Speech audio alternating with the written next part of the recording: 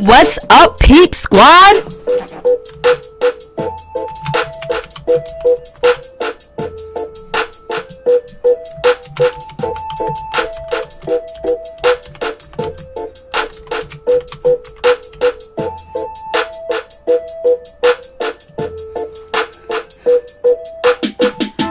What's up, Peep Squad? Peep Squad is in the building, baby. What's going on, my peeps, my peoples? What's poppin'? What's good?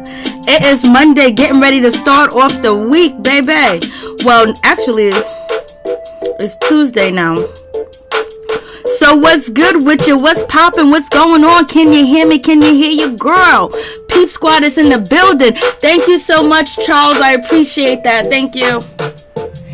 So, welcome, my peeps, my peoples. Peep Squad is in the building, baby. What's going on? Please like, comment, subscribe, share the video. It'll be greatly appreciated from the bottom of my heart.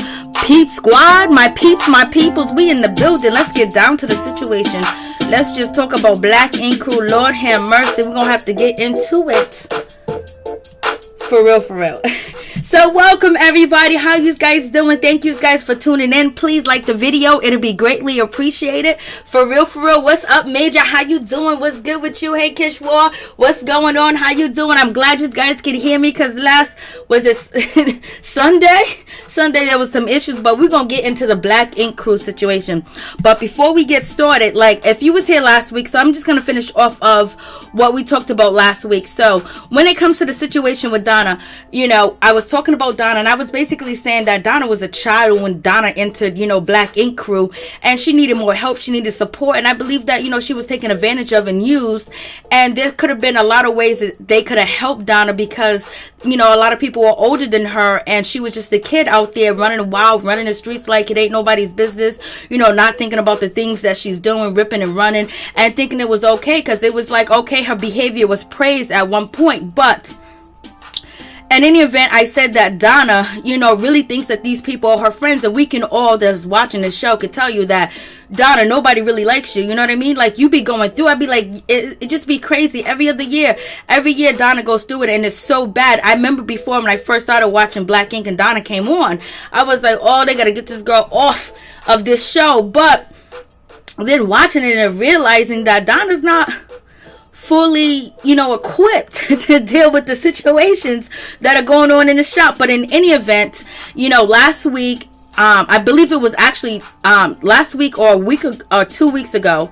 I think it was last week. I found a video on YouTube. I can't remember the name of the channel, but it says Donna exposing Black Ink Crew. And then Donna is basically explained everything that I explained last week, that, you know, when she first went to Black Ink Crew, she was only 21 years old. I know that's no excuse. And Blase ain't the third, and Donna has a bad reputation. Donna this, Donna that. And so nobody really should be out here saying anything really good about her, whatever. But it's just to watch, you know, how people can play mind games and tricks with you, and you don't even know, especially if you're not equipped and you don't have the experience to understand what's going on, to understand that these people are just, you know, here for a job, they're here for a check. And Donna didn't realize that until Puma told her last week, you know, not last week, but the week before last, that we just work friends. She was like, I've been knowing you for almost 10 years. I've been going to your shop and visiting you. I thought we were friends. He was like, no, we are work friends. I was like, Lord. But in any event, Donna did, you know, drop an Instagram live, and she since then deleted it, but it's on YouTube, where it's, I think the title of the video is Donna exposes Black Ink, Donna exposes, you know, Caesar. And basically she's crying, she's in tears, and she was like, I thought they were my friends. I was telling you guys, I don't think she's friends with Young Bay and or Dottie, because, you know, when Dottie and Young Bay turn against you, they usually got Teddy and C's, you know, to have their back in the situation, and they're gonna go with them whichever way it is, whether you right or you wrong. So in any event, she was talking about that she was 21, you know, she didn't understand a lot of things. She was looking for guidance, she was looking for help. She thought these people was her friends. She felt like she got used, she got taken advantage of. She exposed so much of herself and her life, and, you know, experienced so much negativity behind that, you know, even though she's grateful to where she's at now. But she basically just said, like, yo, I thought they loved me. So, what's going on, Darlene? What's going on, Venus? What's going on, Norma Figueroa? What's going on? Venus, I said Venus, so what's up with y'all? Thank you guys for coming through. Please like the video. I do appreciate it. Yes, thank you guys so much. I appreciate it. So yeah, I just wanted to get that into the situation. So, this episode really wasn't about Ish, but we're gonna try to make something out of it. It's just gonna lead me to talk about something about C's that, wanted to get past the situation. But in any event, so let's just get down to the situation. Thank you guys for tuning in. I appreciate it. So when we get to Lord have mercy, C's need to keep his relationship and his woman right off of the camera. Like, come on, like, you got this woman on talk about, what about my family? What about my kids? And yes, self-preservation. Suzette is looking out for her life. She's looking out for her kids. She's looking out for what's best for her, and basically who's going to protect my kids? Who's going to protect me? Like, what the hell did, C's daughter do to you that you need protection from her? You need protection from the kid? And what the hell is Crystal doing to you? Like, Crystal ain't even in the picture. Crystal's in New York. So, because they're going online, I was like, it's just way too much with that situation.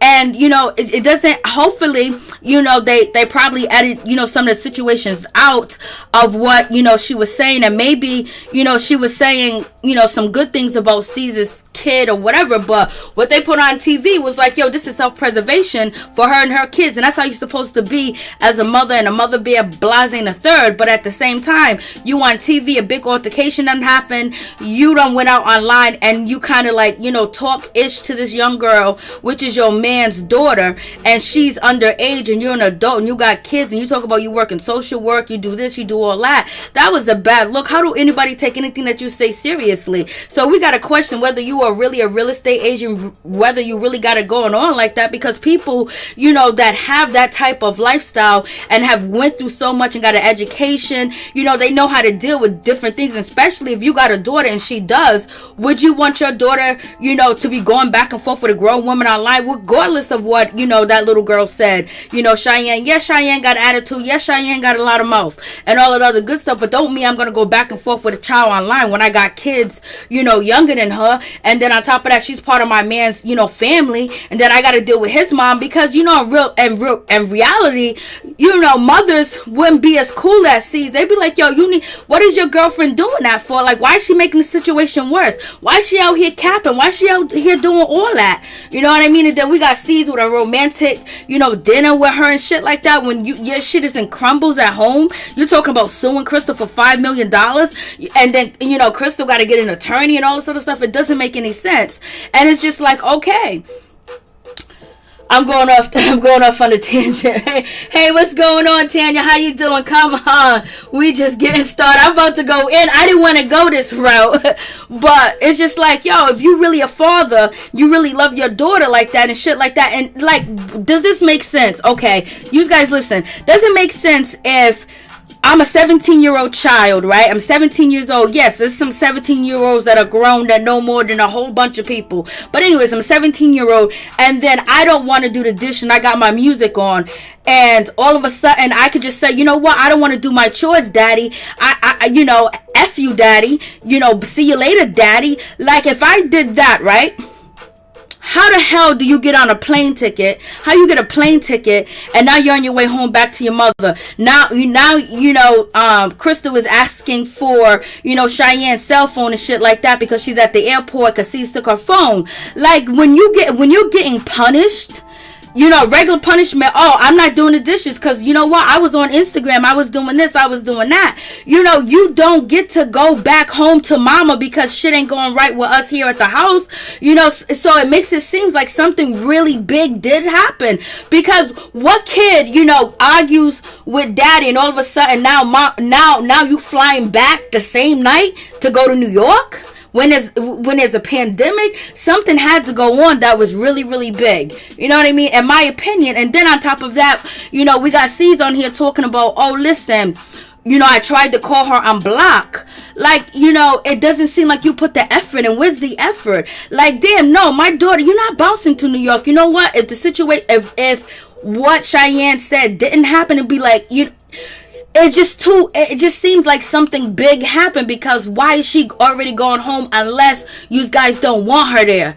And it's just like, oh, we can get her out of our hair. And now Cheyenne feels neglected. She feels abandoned by her father. She feels like her father chose another side. Her father's with these kids. You know what I mean? Like, you gotta, when you take on a man and you bring the kid in the house, you gotta be able to deal with a 17-year-old. And they don't have the knowledge or the equipment to do that, but they do have money, so they can go get help. But it don't make no sense if she was told to do her chores, to wash dishes, and she didn't wash dishes, so now she's going back to either she got kicked out and you wanted her out, or something bad happened. You know, it don't really make any sense. And then if you want to say that you really want to see your daughter, you want to be a part of your daughter's life, like, where is the plane ticket to show us that soon this incident happened, you flew to New York and you went straight to you jumped in the Uber and you went over there to go see Cheyenne? What's going on with that situation? How come there's no records of you taking a plane, going back and forth, trying to see your daughter, trying to make it okay, or getting a counselor, getting a therapist? Because you got money. You know, poor people can't do shit like this. You know what I mean? They got to work it out between the family, but you can actually get help,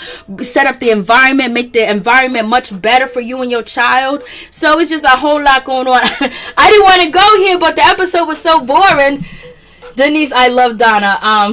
Essence, she should have never been arguing or feuding with his daughter, period. And C should have never allowed it to happen. Facts. Major, as a girlfriend, why go back and forth with your man's child? Let her parent handle that. She should have done her chores, but I feel like this was more about his girlfriend and his daughter not getting along from Jump Street. I believe they got along for a little bit, because this is what Suzette said and C said, that what happened was that, you know, Cheyenne went back home with her mother for a little bit. When she came back, she had an attitude, because then, you know, when Suzette was kind of like reading the daughter, she basically said, I was helping you out with your style, I was helping you out losing weight because you was overweight, blah blah blah. So at one point they were getting along, but something happened, and they're saying that when Cheyenne went back home to visit her mother, that's when it happened.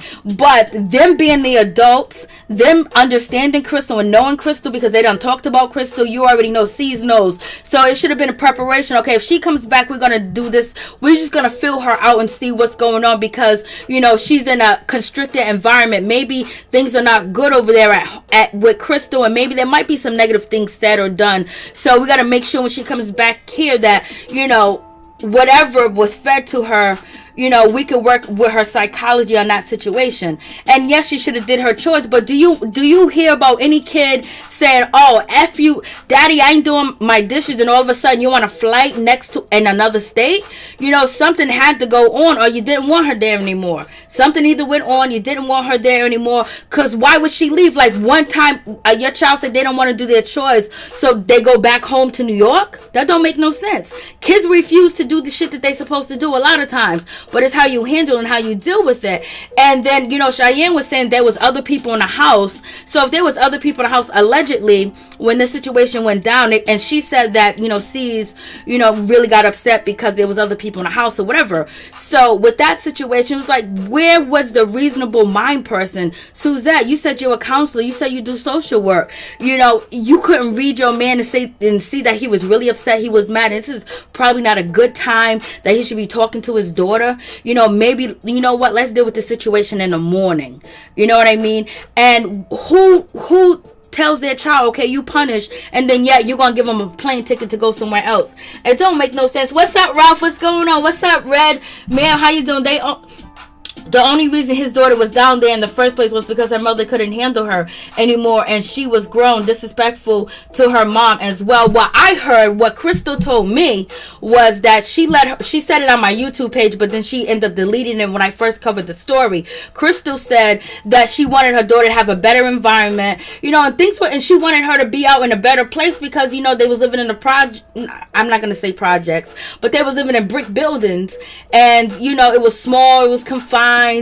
And, you know, she was going through whatever she was going through. Yes, she works in corporate now, but maybe there was some financial issues going on. And then also, you know, letting C's have his daughter. You know, he's in a good place. He's with a girlfriend. You know, she seems stable. They know who Suzette is because she's been around since Duchess. And then also they got this nice house. So let her go out there and feel free to as well, because Crystal has been doing the brunt of taking care of, you know, Cheyenne. And then I did see a small clip of C's sister. You know, I believe it was his sister. Every title on the video that I did see, they said this is C's sister speaking on C's, but I can't tell you if that's actually C's sister. But so allegedly there was a lady that looked like C's, skinny though, and she basically saying that he's a TV dad and whatever the case may be. So, you know, but I just think that they could have handled this situation so much better, where it didn't have to come to this, because sometimes, you know, somebody got to be a bigger person, somebody got to be the adult in the situation, and somebody got to think outside the box. And when I talk about, you know, Suzette, she said she does social work, she does counseling and all this other stuff, but it doesn't seem like she does when we see her on the show and how she talks, and then how the situation that went down with Cheyenne. Because out of two adults, there should have been one with a cooler mind, a cooler understanding, and try to work the situation out for, you know, that Cheyenne is not in New York. Okay, we're gonna work this shit out before you go to New York. Like, how do you just get up and say, oh, you know, I ain't gonna do my chores tonight, but yet, you know, we're gonna send you on a plane packing? So, you know, if it was a difficult situation, there should have been counseling involved in the beginning. You know what I mean? Because C said he's the king of this, he's the king of that, he got all this type of money, he's worth this money, and blase and the third. You know, you get some help, you know? So I wasn't even gonna go there on the situation because the episode was so goddamn boring. So, and yes, his daughter, and then on top of that, being a parent, knowing that your daughter been bullied and beat up, you know what I mean, in school and shit, and then now you got this situation going on, and they've been going back and forth online. It's just, it should have been cooler minds. And with Crystal's situation, Crystal, you know, should have cut off the internet, unplug the shit, take the phone, cut the service, do everything possible too as well, because no matter how hurt your daughter is, no matter how mad she is, and how much she wants to tell her truth, how much she wants to live in her truth, is going to affect all of y'all, where y'all may not never come together, and that is a detriment to a family, because, you know, you got everybody involved in the situation. So somebody has to take accountability, you know, not just C's, not just Suzette, and not just, you know, Crystal. They all got to take accountability, and also Cheyenne too as well. Got to take accountability for everything that went down. And this Crystal could have said, you know what, you're not sending her home, C's. You know, I'm coming down there. And, you know, and that's when C should have offered to pay for a hotel, a nice suit for her to stay in. And Crystal should have flew down there and said, I'm not going to leave with Crystal. I'm not going to leave with Cheyenne until we get this shit straightened out, because we can't go on like this. You can't let your family stay in shambles and stay away from each other and be mad and be hateful and have a lot. You have to fix the problem, you know, because as time goes on, you know, you come further and further apart, where it just seems like there's no end to the situation. C's daughter was cussing in front of her mother on Instagram. I know, I seen it too.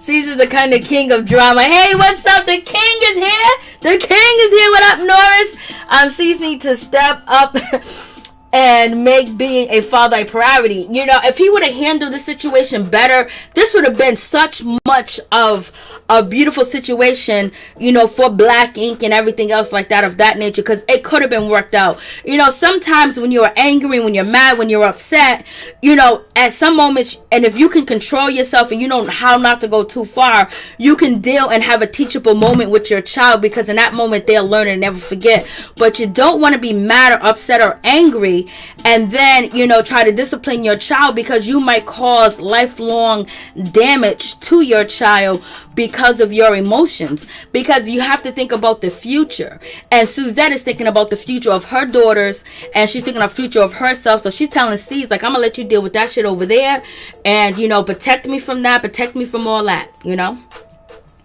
I can't take him being the king seriously when he misspelled Caesar the emperor. Lord have mercy. I got smart with my mom and I popped off and she slapped me and I left home and moved to another city. Kids at that age will push to the limit. Yup. Exactly. They will. And that's why you're an adult. And that's why you have to have control over the situation. And that's why you need, you got to have parents in class. And sometimes you just got kids that, you got to do whatever you got to do. Because sometimes you got some bold ones. But what you don't want to be is that person that harms your child. Or when your child goes back to the memories of childhood and they think of being victimized by their own parents, but you have some kids that be out. You can't do what you used to do. You can't go out there and get the switch. You can't go out there and use extension cord. You can't throw shoes no more. You can't do none of that stuff. All that is out the window. Okay, so the episode was boring, so that's the only reason why I'm talking about it. And let's see, where am I at now? The episode, and they needed Donna tonight. You gonna tell me they didn't need Donna tonight? Yes, they did. They had to talk about Donna. That's how much they need Donna. So in any event, with the situation going down, Donna's not there. Alex is not around. You got Young Bay, you got Tati, you got Teddy, you got Puma. All of them, they're all happy that Donna's not there and talking about Donna this, Donna that, Donna's gone. Or we seen Alex, and basically, Tati with her messy self being used by producers because she need $1, she need a quarter, she need a nickel, she need a penny. You know what I mean? Because she's close to being back on the verge of what she used to do. But in any event, she brings up her cell phone and she was like, oh my God, look at what Donna did. Donna commented on something on Instagram, and basically it wasn't favorable to people like, Young Bay. So Young Bay started feeling like, oh my God, I thought she was my friend. And all the time I told her all the things that I went through that were so disparaging to me.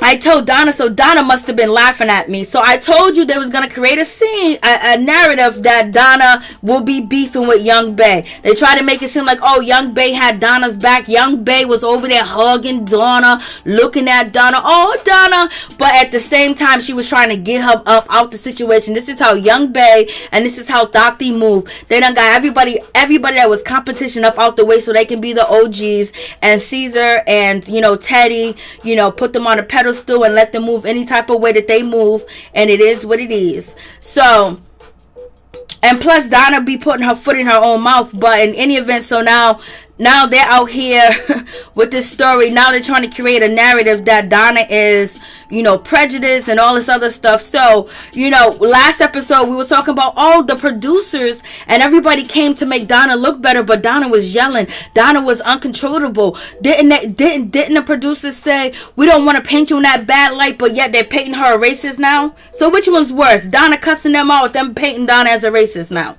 You know what I mean? Donna ain't got no friends on this motherfucker.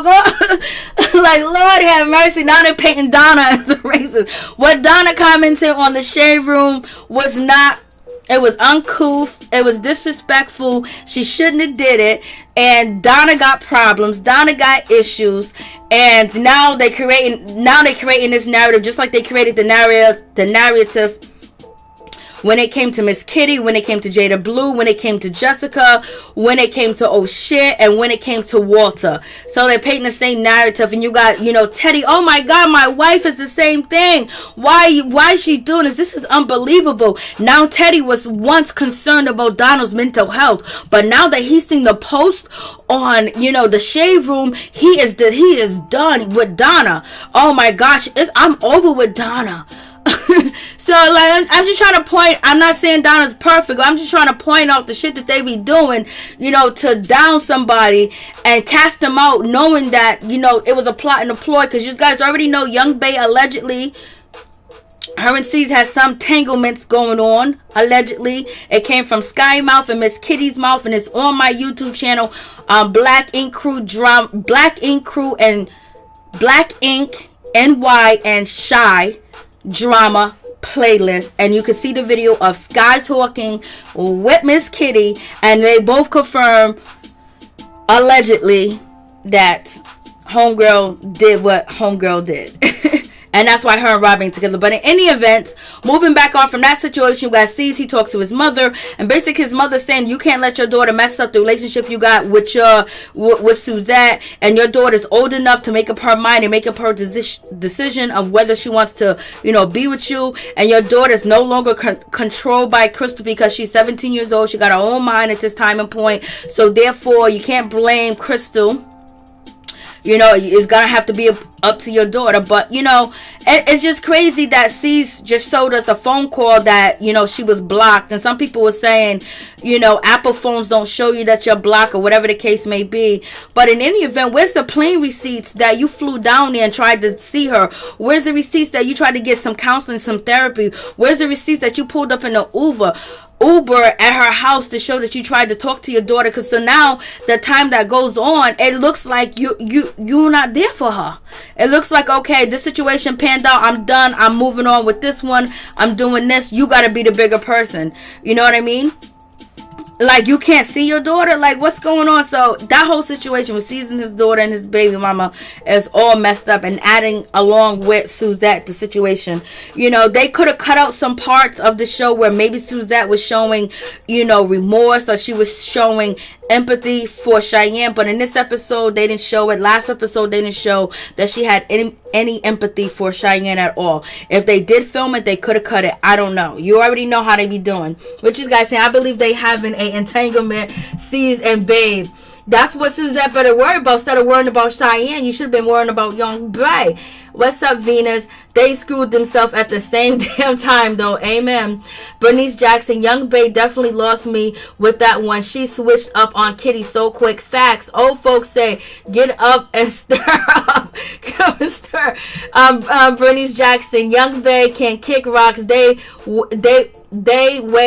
treat Miss Kitty last season. She's always been a suspect in my book. She's been a suspect in my book when she went back overseas and said that she was living in that place, and she went through that and they couldn't find her mother. Her mother's living in an upscale, project. And then you have, what's her name? Sky. We know Sky is not all the way there, but she got common sense. And she was like, she don't believe the story. And just like some of you guys don't even believe the story when it comes to Rock in his childhood, that he was living up in the tree with a carpet.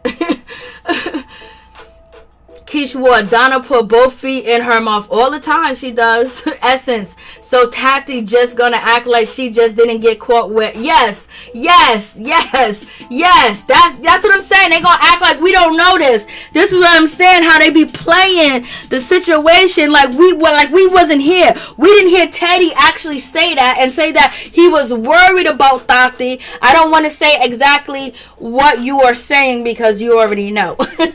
But yes, like, yo, they be forgetting, like, so it's just like when you watch this, you just gotta be like, oh my God, these people are too much, you're too much. Teddy, now Teddy is, who could Teddy be? Teddy's like Dr. Phil now, he's diagnosing people, he's a married man, he's humble, he loves women and respect them now, Lord. Help me, Jesus. They be doing too much. And so now we get to the competition. And let's talk about this competition. Rock, I don't know if Crystal gonna still be with you, but you're just losing at everything. You're losing at sticking up for her. You're losing at tattooing. Everybody's been calling you on your tattoo skills, and now you get a chance to enter a competition to prove yourself to the people that have been questioning you, and you get disqualified, and then you get help. Like, come on, like, you got to do something. You need a makeover. You need to change up, because Kristen was looking at you like, no, you didn't. Like, that's embarrassing. Like, she has to be the man and the woman in the relationship. Rock should just put on some skirt and the heels and call it a day. What's good? What's going on? So, and we got, Ink. I'm not going to say daddy, but we got Ink. He's talking all the shit that he's talking. And that tattoo that he did look just like Donna's. Like, what are we talking about? Like, if you see the way that the way that they tattooed, they could have taught Donna, but they was so busy using Donna to be this outrageous and whatever the hell that she came through, because Donna was already out, basically telling people that she was bisexual when she was in high school. She went to the prom dressed like a boy and a girl, blase Blase the third of woman was her date. So she was already free spirit, free will. And then she got hooked up with the crew on Black Ink Crew. Not one person guided, not one person showed her the right way. They capitalized off Donna. And that's what I'm saying, how they capitalize off of her. Yes, she should know better, but there's a lot of people that don't know better. For real, for real. But in any event, so we get down to this situation. Oh, we got to talk about that later. So now I'm getting ready to have the competition. And so we get ready for the competition. But we got C's is talking to, what's her name? Suzette. And y'all got to stop. Y'all are dogging Suzette in the comments. I don't know why y'all all think Suzette is a man. Suzette is a woman. There's so many comments that saying that she's a man. No, she is a woman. So, Lord, hey, these, okay, was that Bernice Jackson? I'm just waiting for Black Ink Chicago and Compton to stop because this season is weak. Yes, so far it is. I haven't seen Black Ink Compton, but the Shy is always my shit. And Charmaine, man, Charmaine is going through some things. She lost her mother and now her father, is very sick. I'm like, damn, Charmaine, lift you up in prayer, you and your family, Charmaine. And that's one of my Peep Squad members. I want to lift you up in prayer, you and your family, with your brother, Blase the third, that, you get the peace and you get the strength and the health and the mental ability to deal and carry things too as well, you and your family. And then, Katrina, she just had a baby. I was like, go ahead, Kit. Katrina, from Black Ink Crew Chicago, she just had a baby with a linebacker. I forgot his name. But remember, she was dating that NFL player that was on that VH1 TV show. I can't even think of the name of the goddamn show. But Suge Knight's son was on that show. But anyways, he dissed her and played Katrina. Then he got played, but Katrina ended up with a linebacker anyway. Don't allow herself to be used. She was a kid. She was 21. Some people that are 21 are very smart and they're very wise before their years and they understand a lot of things. But Donna wasn't. She wasn't, because up until what, 2 weeks ago, Donna thought that C's and everybody still liked her and they were friends. And she's crying. And I don't think she's gonna be on the show anymore. I think she's actually really gone. Black Ink Crew Compton is my ish. The song Band With It comes out on... Okay. The banger, baby. So Suzette's having this conversation with C's. So they're having this conversation and talking. And C's was like, you know what? I'm going to choose you. And she was like, no, I know you're going to choose me. And I know I'm getting off the shelf because I want to be off the shelf. And then that's when she says, I'm just going to let you deal with your family and deal with your own situation. I'm going to keep my nose out of it. And she says, I want to be protected. My daughters need to be protected. And she didn't say nothing about Cheyenne need to be protected. But like I said, they could have cut and added shit to make it look a certain type of way. So you always got to keep that in mind when it comes to reality, TV. And so they have this conversation and they back together. I was like, see, you never left her. There was never an issue. There was never no problem. Because when your mom came to see you, she came to see you at the house that you and Suzette lived in. So therefore, how you going to be separated or taking a break from her to see if you and your daughter going to get it working and get it popping again when y'all are living in the same house? You didn't take no time. You didn't take no break. You wanted to seem like it was like that. And y'all, you can't film in the same house. Like, see, you wasn't staying nowhere else. You wasn't even staying in the crew house. You could have at least pretended like, yo, I've been staying up in the crew's house. You know what I mean? I've been waiting for y'all to come down here and work in Atlanta. I haven't been living here, but you was with Suzette. When your mama came to your house, it was at the house that you and Suzette got. So, like, stop lying. And y'all ain't doing a good job of editing that. So, it's a whole lot going on with that situation. They be doing too much. But I know. So, in any event, they making it up. But what you can say about Suzette, she's making sure she protects hers. And she's making sure she make the right situation. She's telling Steve that her daughters need to be protected. Her kids need to be protected. She needs to be protected. And as a mother, as a woman, she is doing the right thing on that situation. And, you know, she could have been more supportive with the seed situation and help him if she has these degrees in education that she says that she has, you know what I mean? But in any event, so, you know, they're back cool. They never was not cool. And so she was like, you know, she's basically bigging up herself about the situation. Oh, yeah. And not letting what's her name, Crystal, come into the situation. It's not even about Crystal. It's about the daughter. And it's about what you can do and how you can be better and do better, because you might be in this situation not in a few years, because if you and C's don't make it, you get with another guy, your kids get older, and then you start having problems with your baby daddy, and the kids, and your kids are 17, the shoe could be on the same foot where you would want another mother to be more, you know, active and basically be the voice of reason, especially when it comes to your kids. But see, you could do the shit that you do out here. Just know that shit does come back if she did anything wrong. I'm not saying that Suzette did anything wrong, because I wasn't there, but I'm just reading what they're giving us out here and reading in between the lines of what they done fed us out here in the streets. So it is what it is. So you got that situation, and so, you know, she's doing what she's supposed to do for her kid. Point blank, period. And then, did you guys see Spider? You know, I always be rag tagging on Spider. But Spider, congratulations to you, Spider. Because you be asking for people to come after you, because you be doing too much. You need too much attention.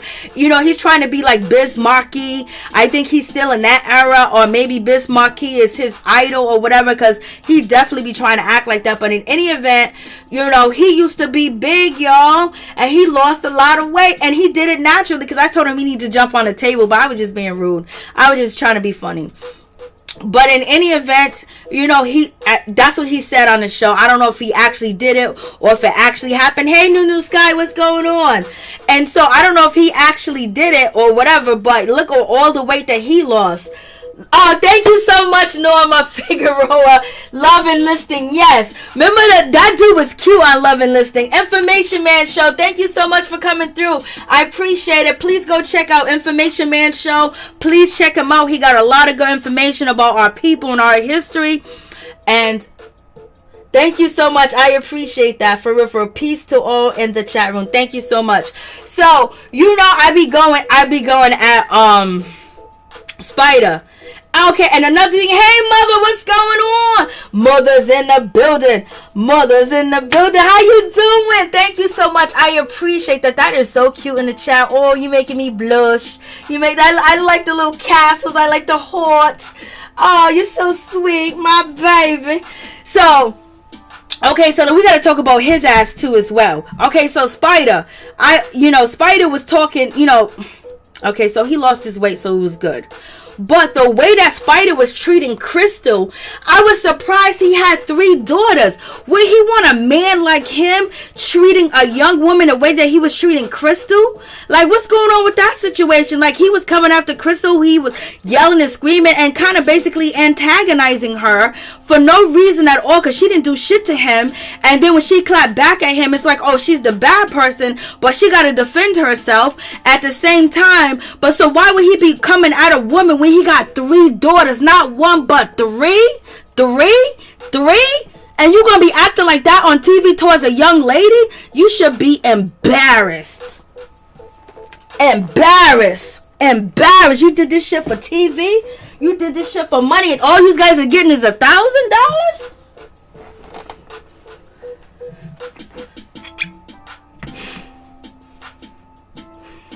Over a year. Thank you so much, K-Love. I'm appreciative that you're in the chat room. So I was so surprised with the way that he handled Crystal when he has 3 daughters. That just shocked me. And he's married. So is it just for the TV? Hopefully it was something they asked him to do or whatever. But to have 3 daughters and behave like that and treat a woman like that, and kind of be like a follow and an ass kisser on national TV with 3 daughters and a wife, you got, Puma does the same thing. So any event, they're gonna have the contest to tattoo or whatever. There's a tattoo artist. Young Bae is not gonna be in it because she won it before. And let's face it, Young Bae can tattoo better than all of them. let's just be 100. She can tattoo better than all of them. Only person that would have had a chance against Young Bae would have been Alex and Thotty, because Alex, Thotty, and Young Bae are the best tattooers, you know. Miss AP Prayers, peace and love. Hello chat, same to you. Thank you so much. Pamela's in the building. What's going on, Pamela? Young Bae won tattoo of the year last year. Crystal won. Yes.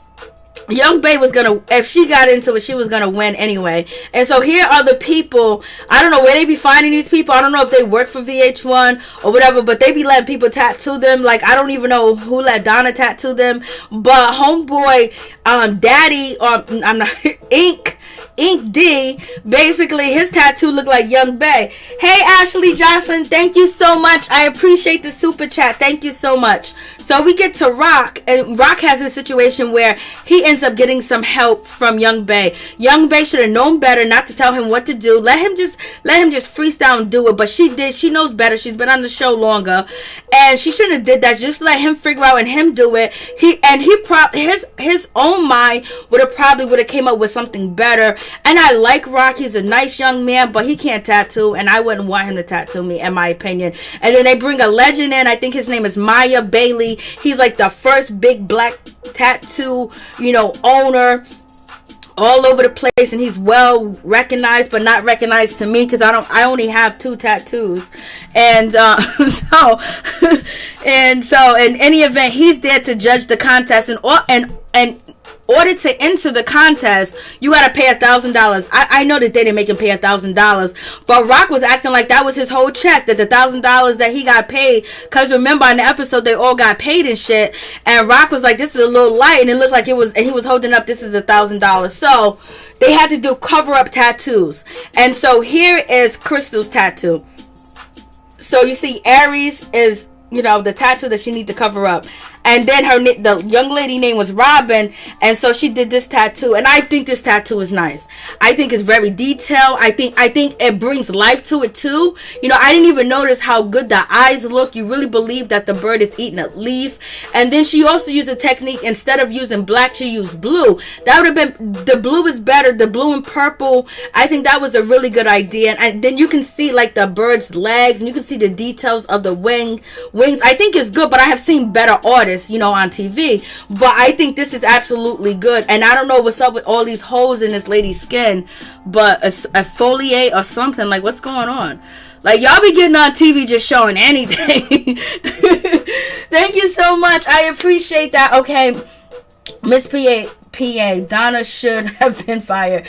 Okay, Melody was out. She gave them the deuces, and her husband opened up their own shop. Yeah, and Melody is another one. She can tattoo her ass off too. She can definitely tattoo. So now this is Ink D, Ink Daddy. This is his tattoo. He had to cover up. So it looks like a big shit stain, but it looks like, I don't even want to tell you. It looks like a whole lot. I could tell you what it looks like in my opinion, but it probably would be too graphic. But in any event, I was like, Ink Daddy, you talked all that shit, and this is horrible, in my opinion. You guys might, let me take this thing off, because so you can see. Like, why the wings like that? Like, I can understand if he had like wings, like 2 wings, or if he would have split this into 1 wing and put a little bit of more color into it and put some more detail. And it looks like hot dogs hanging down. It looks like it would be bananas hanging down. It looks like eggplants hanging down. It just looks like a whole lot. So what do you guys think about this? Teddy, yes, Teddy is part owner of the shop. What's up, Pete? What's up, Dave Hart? What's going on? Teddy is a professional seat filler. Amen. So what do you think about this tattoo? This is Ink Daddy's tattoo. Yes, please smash the like button. Thank you, Ralph. Smash the like button, peeps. Show Mary Jane some love, baby. So what do you guys think about this tattoo? Okay, so he covered up, every moving. Oh, I can't see the rest. 4 something. But in any event, it's covered up with these wings. Do you think these wings, does these look nice? looks like a jellyfish. Jennifer Miller. A hot mess. Okay, I just want to know if you know what you think, because sometimes I could be too critical, you know what I mean? And he just put a whole lot of black over the lettering. Major. Mother, the wings could have been better. I know. I was like, okay. And this is Ink D. He's been out here bragging that he's the best and he wants to take over. He basically said Rock don't deserve his girl because he can't tat. So he's in the same boat as Rock, because they both, if I seen their work, if they show me what they did tonight and it was like, do you want this person to tattoo? I would have said no. Like the other tattoo artists in the shop, you see that they didn't get inside. They didn't join this situation, but they only had 2 hours. So this tattoo is Rock.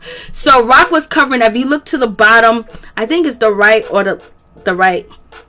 The way I'm looking at it is my left, but you see like a bow, you see all this stuff and she got names, she got a bunch of names, she got like 3 names tattooed on her that she want off. I was like, damn, when I saw this, I was like, damn, I wonder if Porsha Williams gonna be doing that soon. Is she gonna get Simon's name off of her? Because she don't put that man name on her and they haven't even been together for a year. But in any event, this was the cover up, and then so he did the wings, and this is what I guess he got help with. Like this right here looks, the blue wing up top, it looks terrible. It don't look right. Like you don't see the line in the details. You see the ink bleeding over the lines of the detail. It's not even. The black is all off. Like it just looked like, what are you doing? Like I hope this wasn't real ink. I hope it was, fake ink. You know what I mean? It wasn't real. And this butterfly is lacking all types of details. You know what I mean? Like, of course, it's better. I can't do this. So, my tattoos would look like Donna. So, I can't do this. But if I wanted to pay somebody to put something on my body, I would be like, if this is what you were putting out here in these streets, the circles are not even. They're not even distributed in place. The butterfly wings are not even. There's overlapping. You can't see the detail. It's just like, and then you can still see the outside of the bow that she originally had. He didn't cover that up. So they disqualify him just to say that Young Bae helped him. But basically they disqualify him because he didn't do a cover up, in my opinion. Now I'm harsh. So you guys let me know what you think about the butterfly and the wing. I don't play with that permanent stuff. My tats are above. Facts. We don't know how long Porsha was with I know, Miss B. You're right. We don't know how long she was. Thank you, Mother Norris. Okay. Hey, Mo. What's going on, Mo? How you doing? What's good with you? My God. That's right, Miss AP. I don't know what's going on with this situation. Oh, Lord. I don't know. Like, nah. How are they shitting on Donna, though? You can't tell me these tattoos don't remind... Well, Donna tattoo looked like gangrene, and I was terrible when that episode came out. I was wilding on that episode. But these don't look no better. I don't even think I've seen... I'm not even going there. I don't think Black Ink Chicago's... They had some mishaps. And I think it was Van with a mishap. And I think... Was it 4? It was either 4 or Don that had another mishap. So this is the other young lady that works in the Atlanta shop. So her cover up was, you can see up top is all these letters, and then she did the roses and the flower. I was like, yo, she was gonna do stems and she was gonna do flowers. Why didn't they have Donna do it? Because Donna has mastered flowers, roses, stems, and bushes. Donna has mastered that at tattooing. Even C's gave her compliments. Even Young Bae said that she mastered the roses and stems and thorns and all that other stuff and bushes. She mastered only that. But so she did a cover up. This is not a bad cover up. This is not ugly.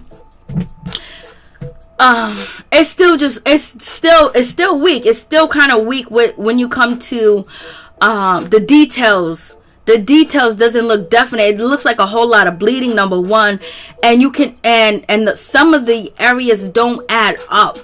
But it's not ugly. It's just not. It doesn't look like these flowers are unique in any way. But it's not ugly. Like, this is a very passable tattoo. Like, this tattoo would pass, you know. And maybe, you know, if I just seen this tattoo and I just wanted them to write my name or something, or just a symbol, or maybe a heart, because I wouldn't give them like a crazy type of any detail I wanted them to do, because I would say that this is average. So is there a bunch of average people over there working at that shop? Like, what? That's what they chose to show us? They could have showed us something else. The cover-ups are very hard to do, but I've seen some people do cover-ups that you never even know that they are cover-ups at all. It's the creativity and the fine detail which is lacking, in my opinion. But your facts about that, Major, they are very hard to do. So we get to that situation. So where we at? I don't even. Okay, so we did the tattoos. Well, I'm glad Crystal won. Crystal won, so that was a good situation. Crystal won. She did the damn thing. Proud of her for that. And where else are we at? So, you know, from that situation, I was like, okay. And I was like, what are they gonna do with that? And so we get down to what is this? We get to Crystal. She wins a rack. She wins a couple of $1,000, and she's happy for the situation, and she's feeling good about it. I was like, okay, girl, but you really had no competition. You had no competition at all. And it was good to see, you know, what's his name? Spider. This is Spider's family. And, you know, you could tell that Spider's wife, she's a good woman. Her kids, she got the daughter in the black, hair nice, all, you know, looking together. The other daughter, the 17-year-old, is straight. And then you have the little girl with the ball in her hand, that's Spider's daughter. Her parts in her hair were so cute. The way the mama she parted them parts exactly and even in her hair. So that was so cute. And, you know, he got his family down here, you know, from New York and Atlanta, and they're liking it better because they like the fresh air. They could be outside, they can play, you know, they're having a good time because they usually don't have, you know, a yard. They don't have this stuff in New York because it's just brick buildings. And so this is one of the reasons why Crystal, you know, saw her daughter out there with C's. You know what I mean? Like, he finally got a house, like, he's stable, you know, and he owns the house and things of that nature. So she thought it was a good idea. And then this is, you know, Spider's wife, she's pretty. She's been with him for a few years, like 17 years, 18 years. They met in high school. She's not an ugly woman. She's a pretty woman, but your husband be out here doing too much. He's a clown. He's a class clown. He needs to act like he got a wife and 3 kids, my bad. And so then we have him. This is their prom picture. I guess he was going to take her to the prom. I don't know. She's dressed up and he got a t-shirt on and jeans. But in any event, like I said, he looks like Bismarcky. And, you know, his wife, she fell in love with him and they made it happen. And God bless them and their family. That's so cute. And where else am I at? So we get to the situation, you know, he's gonna basically, so now Spider is feeling a certain type of way. He's basically feeling like, oh, that contest don't matter no more. You know what I mean? Even though I didn't win, but you was the one out here bragging that you were the best artist. You was bragging that you're the #1 artist, you know, tattoo artist in New York. You get down to Atlanta, you bragging that you're #1. You bringing it up, and I don't even think I showed your shitty tattoo. Hey, what's up, Dave Hart? What's going on? I miss Duchess. I love me some Duchess too as well, but she has some problems. I almost forgot to show Spider's shitty tattoo. Where am I at? Where is Spider? The dude, the guy that's supposed to be the best, you know, in tattoo art. This is the tattoo that Spider did. Where's the cover up? I totally forgot to show that. Where's his cover up? Okay, this is his cover up. Okay, so this is, this is Spider's covered up. So he's supposed to cover like this Ankh, you know, the arrow, letters, big M. So he was supposed to cover that up. And then he used this. And then the dude that was supposed to be the guest judge, you know, Maya Bailey, I guess he's well known throughout the industry, and he gives a lot of opportunities to people. But in any event, he was like, yo, these lines are too big. He said these lines are huge, they're gigantic. He's talking about all the lines. You see the white line, you see the brown line, you see the black. He was just basically looking at this like, what? You know, and you know, C's was like, oh, it looks good. I was like, C's, why are you letting these artists come on TV showing us work that don't look good? Thank you, Dave Hart, I appreciate that. Yes, he was bragging he was the best, Miss AP. I almost forgot about him. I almost forgot about this one. And look at this tattoo. Look at, let it sink in for a minute. Look at it. Could you imagine having this shit on your body anywhere? Could you imagine?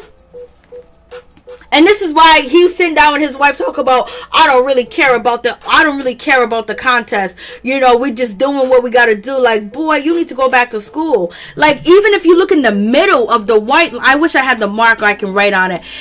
There's some spots that are not even covered with ink that is just bare skin. And it looks bad because it's bare skin, because you can tell it's bare skin, and it looks like it doesn't fit into the tattoo. Usually when they leave areas of bare skin out, it blends in so well, and that's why they don't do it. I gotta check out Compton, because this is one of the reasons why I started to review the show, and I really like the show, was to watch the art that they make. And I don't know how it went downhill. They should have had Young Bae in the competition just off rip. So, I don't know. In my opinion, I just think the tattoo is ugly. You put it out here. So, what the hell you want us to do? So, yep. So, that tattoo looked terrible. But in any event, so now he's not worried about it. So, now they're sitting down. They're having dinner. And, you know, I'm going to believe what you guys said last week, that the food was catered. And Young Bae didn't cook this. But anyways, they're enjoying dinner. And she's sharing her culture with them. And, you know, they went to her country. So, they shared her culture then. And, you know, they're sharing it again.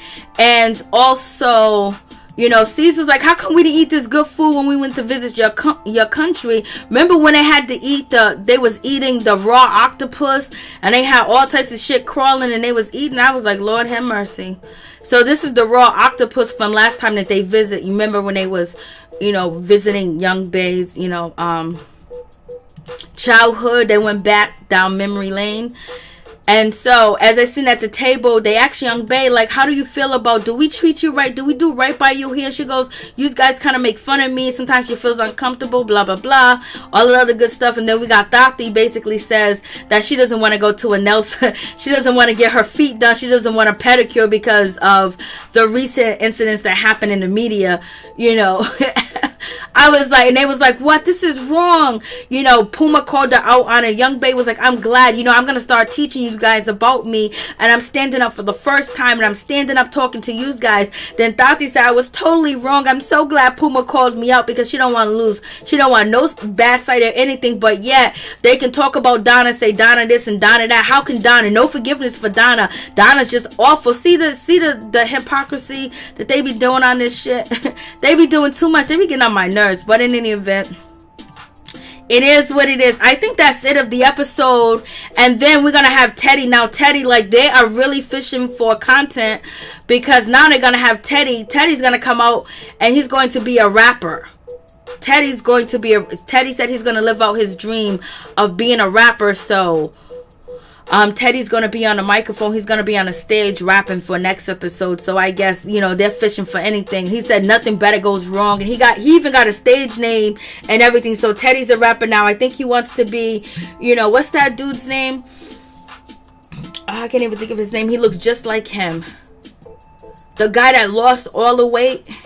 And, you know, he's skinny now. He's the one that started the trend with lemon pepper wings. Rick Ross. He looks like Rick Ross now.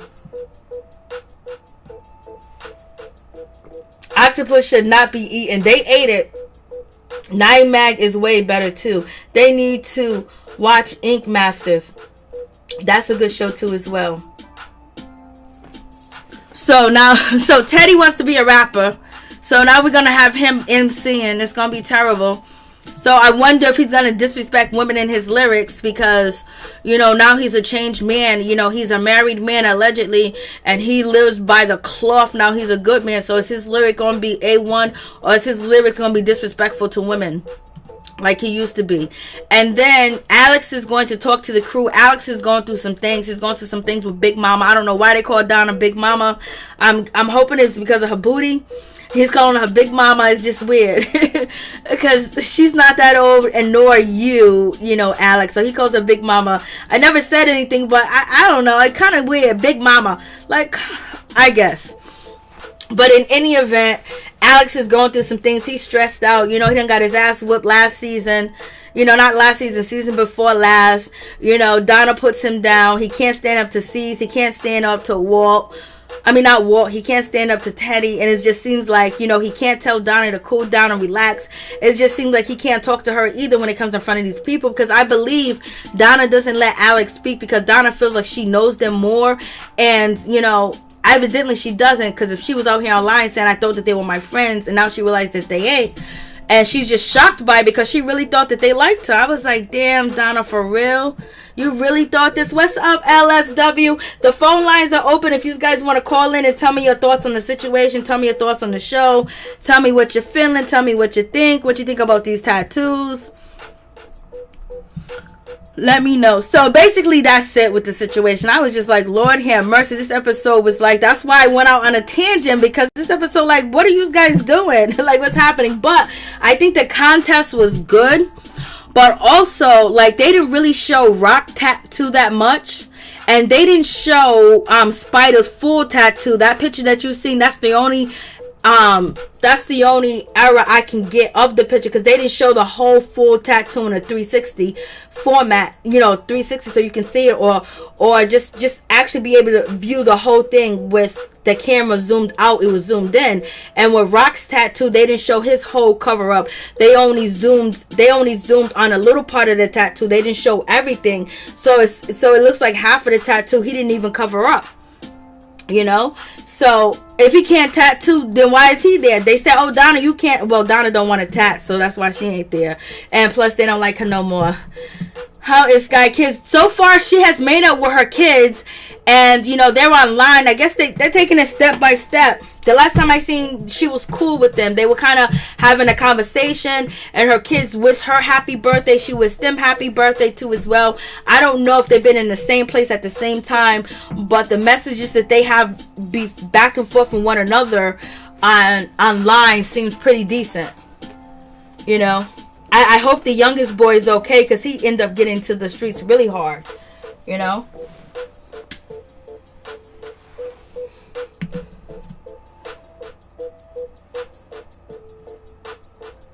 Yes, you need Walt. Walt was the what they don't realize is Walt was a comedy relief. Walt was like so relatable because you guys never elevated Walt. You know, Walt never went to the likes of where you guys went to. We seen Walt get regular houses and apartments on TV. You know, we seen Walt, you know, live in the projects. We seen Walt living with just a mattress on the bed or whatever. We seen so much of him, and then he would always be funny. And then Walt opened up about his family, his childhood, and the things that he went through in that journey, you know. And they made it look so bad, but it's just like the way that they put Young Bay on a pedestal is just so crazy. That everybody else got even the owner of the place got got all this type of negative stuff going on. And yet they always seem to make it like, you know, Bay is Mother Teresa on the show. And it's not fair, because every character has always had an issue, or always had where they wasn't in favorable light. But she has always been in favorable light. And it's always been a pity party for her. So, you know, at this point, she really doesn't add anything to the show, because she wants to keep that Mother Teresa, you know, image up. And that's fine too. I would want to keep a Mother Teresa image up too as well if I wasn't Mother Teresa and if I didn't move like her, you know.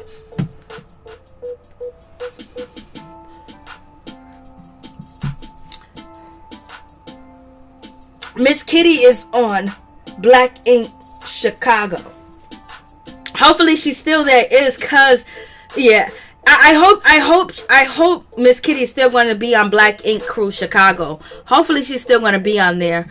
But last I checked, she was on Black Ink Crew Chicago. So yep, that's basically the situation. And guess what? Love and Hip Hop Atlanta is coming back July 5th. Do you guys think Erica Mena and Safari's gonna make up to be back on Love and Hip Hop Atlanta? Is this gonna be are they gonna be on Love and Hip Hop Atlanta?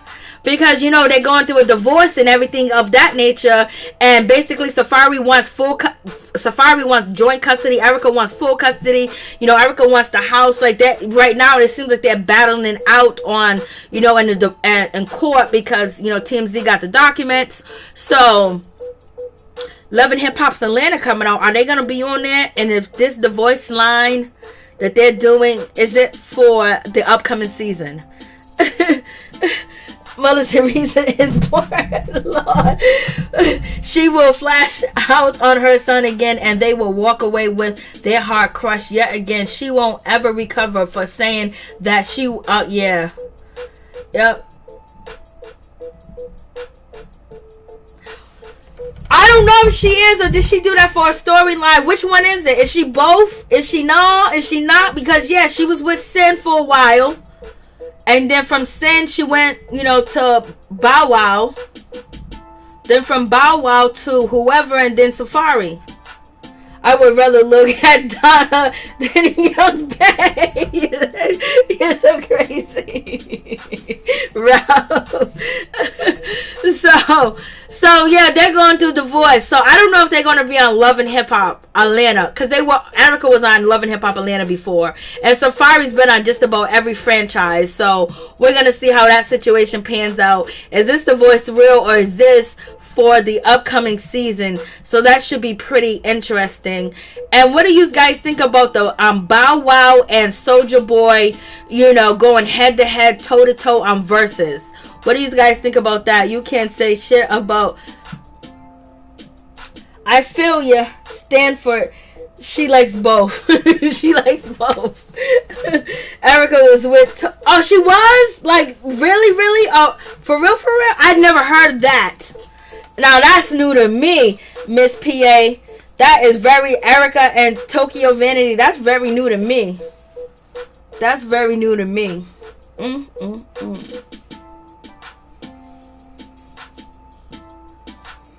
Because I always thought that Tokyo Vanity stayed a virgin for a long time because of, you know, things that happened to her as a child. And also that she might, you know, like the Peaches.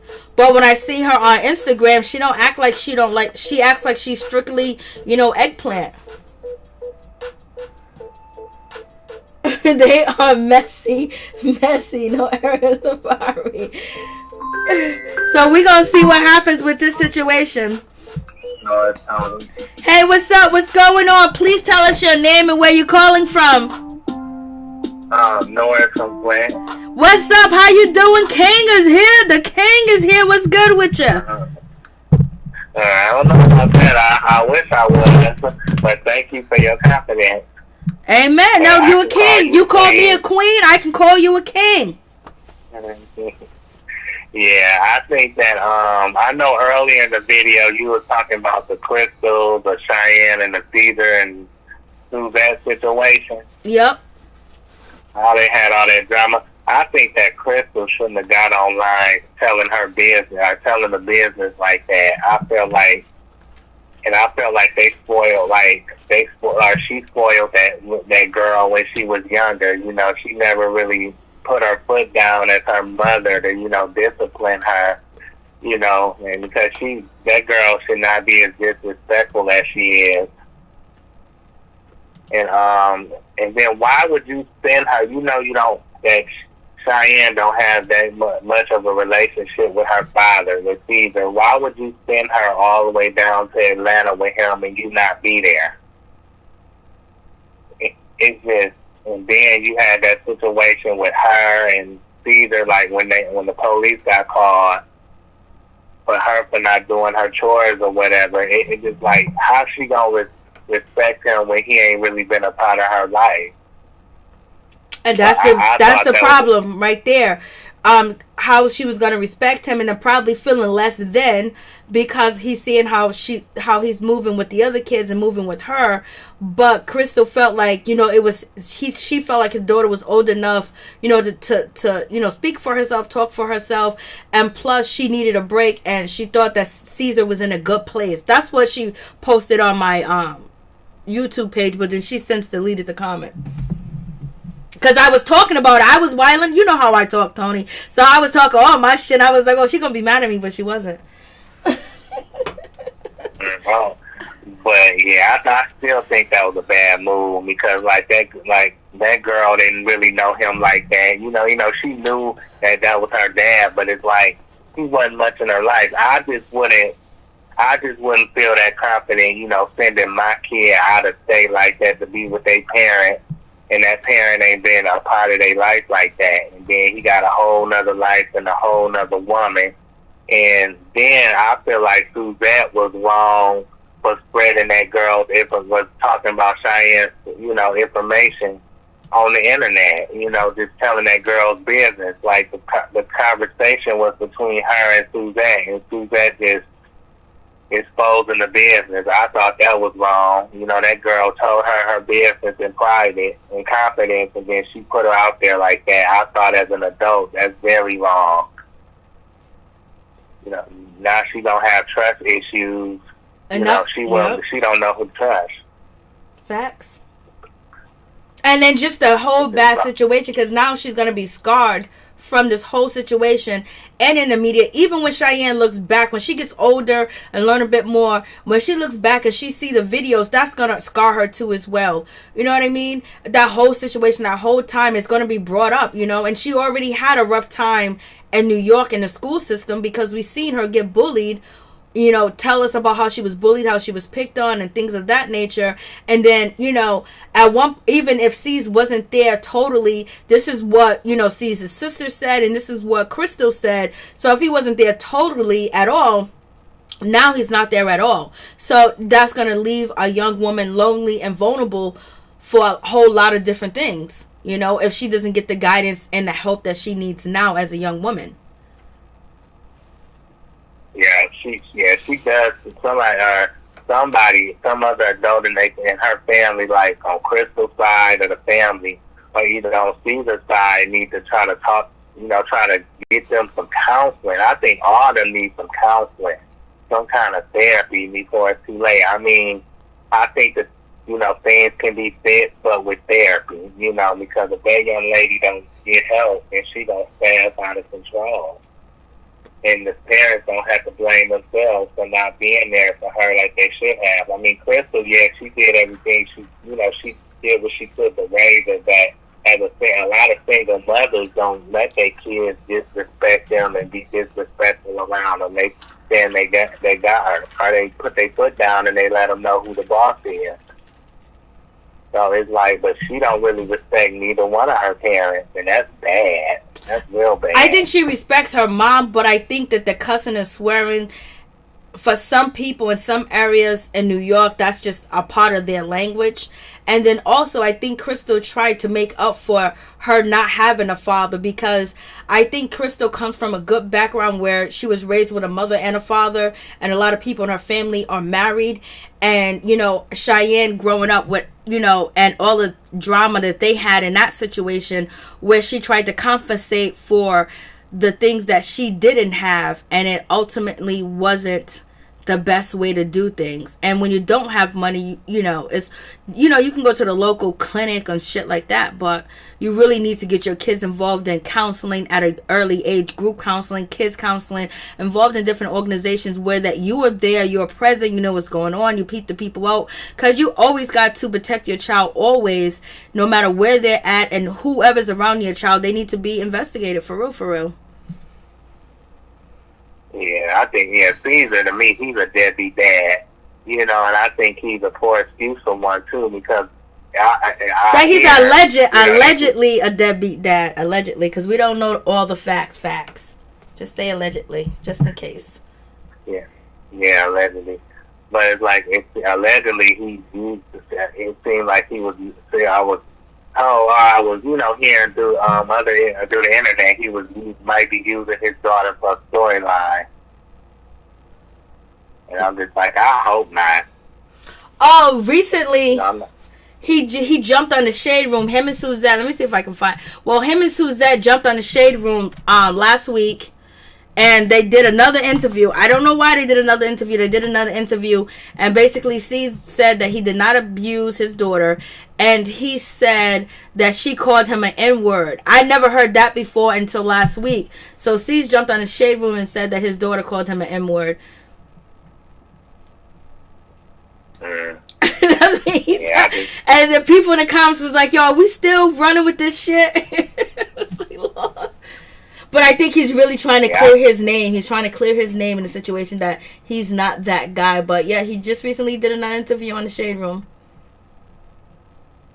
And then, I don't know if you came out with the story, but someone, I saw a story online where he was trying to sue that, not sue that, but sue Crystal for $5 million or something like that. Yeah, I put that up there. Yep, he did. He did a press conference with the Shade Room. I'm like, that woman, doggone well, that woman probably don't even have $1 million. You ain't gonna get no $5 million out of that woman. Like, come on, all these years that you done been on Black Ink Crew, you mean to tell me you ain't invested no stocks and no savings and bonds or anything like that? You should be able to have around $5 million if you smart. I just think that's ridiculous. But he said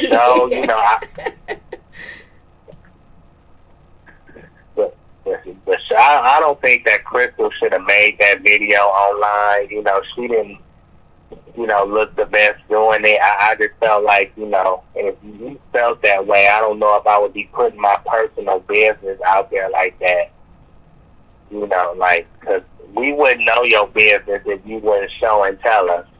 And both of them, and through that, all the adults, putting their business out there about the situation online, telling their side of the story online. Why not just do it on the show where you can make some money on it and get paid for it instead of doing it for free? She wasn't on the show, and she wasn't going to be invited onto the show. So once they brought it up as a storyline, that's when she came out with the video because she was defending herself and her daughter. Yeah. But I still wouldn't have got on. That's just a hard situation because, so many people are coming at you, and people just feel like, only way I can defend myself is through social media, Yeah. But like the show in general, I really don't watch the show too much. It is like a hot mess to me. I seem like everybody on there are train wreck. If you ask me, it is like the poor Donna. The way they treat her, they always seem like, to me, they like to gain up on one person and try to single them out. And I'm just like, come on now, y'all some cowards for that, gaining up on one person. I guess to take the attention off y'all's drama and off y'all situation, so that you gain up on one person and find something wrong with her, or a lot of things wrong with her. And I'm just like, this show is just like I said, a train wreck. I wouldn't care if they took this show off the air, to be honest, because it don't really interest me. And then I'm looking for. You said Love and Hip Hop Atlanta coming back July 3rd, July 5th. Oh, okay, yeah. Erica and Safari, to me they a joke. Their relationship is a joke to me, and they both toxic. And and Erica, she done got all that plastic surgery, or got so much plastic surgery done. I'm like, girl, and all your behavior that you done showed over the years on Love and Hip Hop, it just like, to me, you need to be recycled in the garbage disposal. You got all that plastic. Girl, bye. Don't nobody care about you. You a train wreck. You just all over the place. But yeah, I'm gonna start sharing your videos. If I can't share them on YouTube, then I'm gonna share them on my Facebook and Twitter. All right. So right now, I just posted. This happened earlier today, but the girl, you remember Jessica Cakes? Jessica Cakes made a claim that she was with Simon, which is Porsha's new fiance, Falynn's husband, and basically she posted to the Shade Room today that Simon gave her some money, and she dropped some receipts to Porsha and Falynn. That's what it looks like online. But Jessica Cakes is out here saying that why settle for a Porsha when you can have a whole queen? Why she's trying to get on Real Housewives of Atlanta. I don't know if you can see the screen, Tony. Can you see the screen? Yeah, I can see it. Mm-hmm.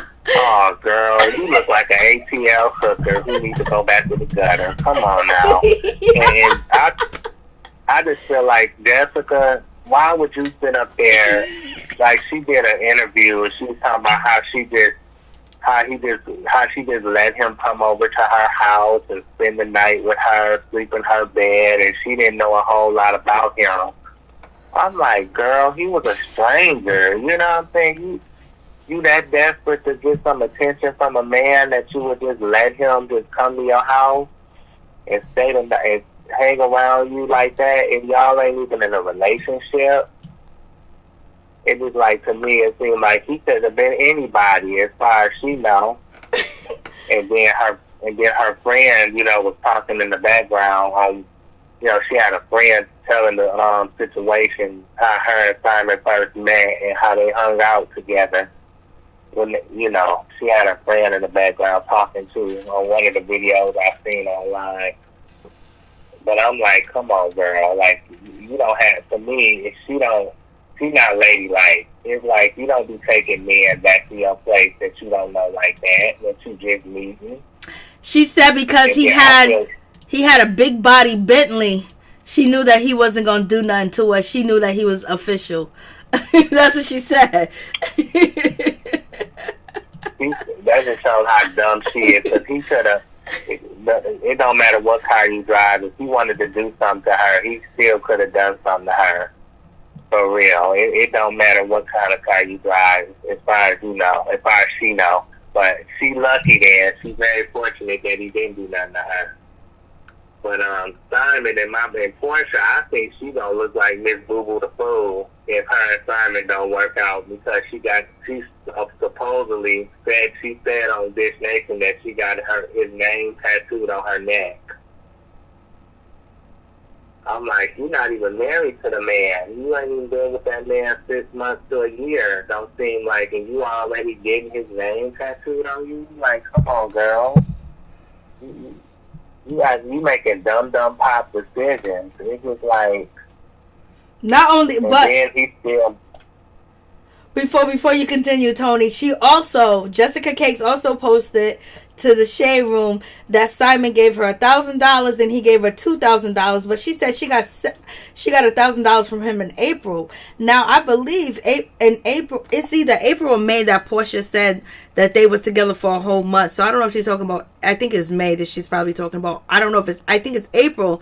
So he sent her $1,000 in April when he first met her. She said she met him on March 31st. She met him in March. And, he sent her $2,000.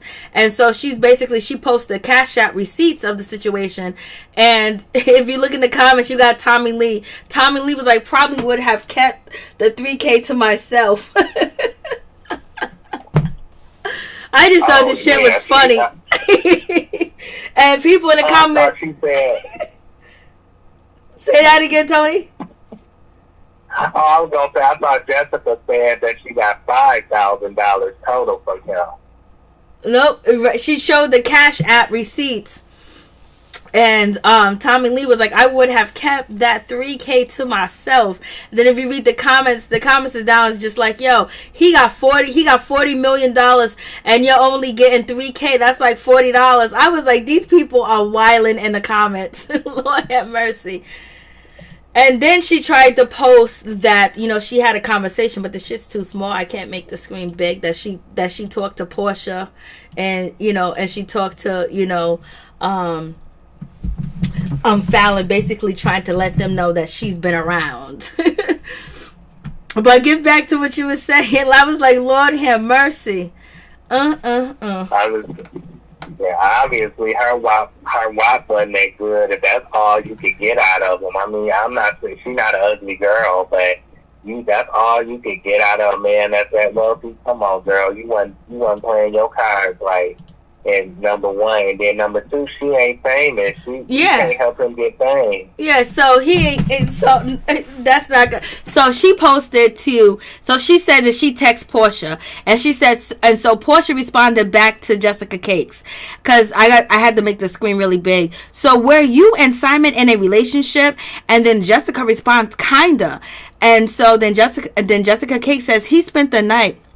We were planning travel and talk multiple times a day, dinner, clubs, and quality included.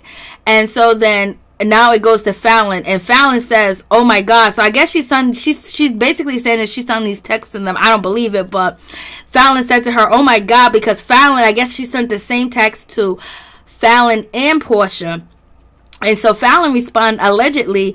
When was y'all kicking it from? People say all sorts of dates. And then that's when, Jessica Cakes said, I met him on March 30th.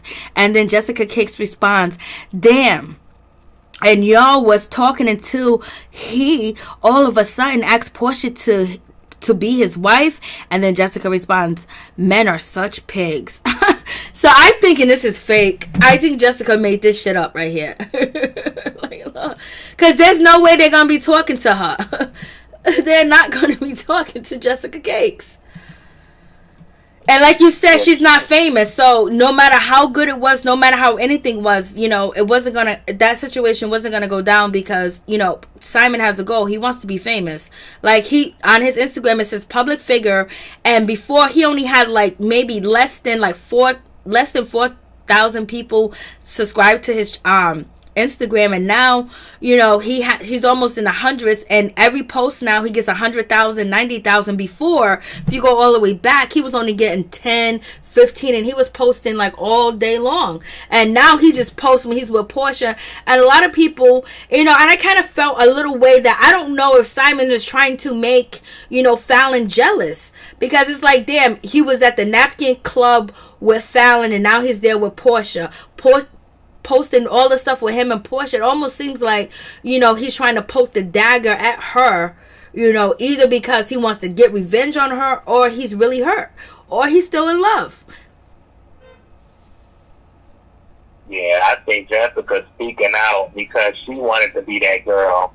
She's jealous of Porsha because Porsha is that girl that's going to be with Simon, and she wanted to be that girl. She wanted to be the girl that he marry and live that lavish lifestyle with. So that's why I think she's coming to the table. But I'm like, girl, it ain't nothing you can do because you wasn't really with him that long. You didn't do nothing with him like that. No. So it's like, you was just a phase, honey. You was just a fling. You was just something he needed. You was just a quick fix. That's what she was. What makes it even, what makes the situation even crazy, like, so, I watched all the interviews that Jessica Cake did, and one of the things that she pointed out in each and every interview, that he would cry over Fallon, that he was like, oh, I can't stand my wife, I don't like her, she's a narcissist, he's sleeping in a pool house, he won't sleep in a house, he can't wait for her to get out, and he said that she was basically a shoulder for him to cry on. So thinking about all the things that she done said, and then watching how Simon is moving, is he hurt by Fallon? Is he really, being messy, or basically doing what he's doing, to hurt her? That's one thing when you move on in a relationship, but there's certain moves and things that you do as an adult is going to affect that person, especially if you was married. You guys are still married, and your kids were once cool, but yet you're posting up Porsha with your kids everywhere with your family. Like, that's going to sting anybody, and to keep doing it, I know he got to live his life, but at the same time, it almost seems like he's trying to poke the dagger at her. And when Jessica Cakes were basically saying that, she was a pillow for him to cry on because he will always be whining about Fallon. That's what she said in both interviews that she did. She actually did 3. She did one with Boss Up, and then she did one with Wendy Williams, but she didn't mention that in Wendy Williams. And then she did the interview with Tasha K. So but the interview with Boss Up and the interview with Tasha K, she said the same thing about him whining and crying about Fallon. So do you think, does Simon really have feelings for Porsha, or is he really trying to get back at Fallon?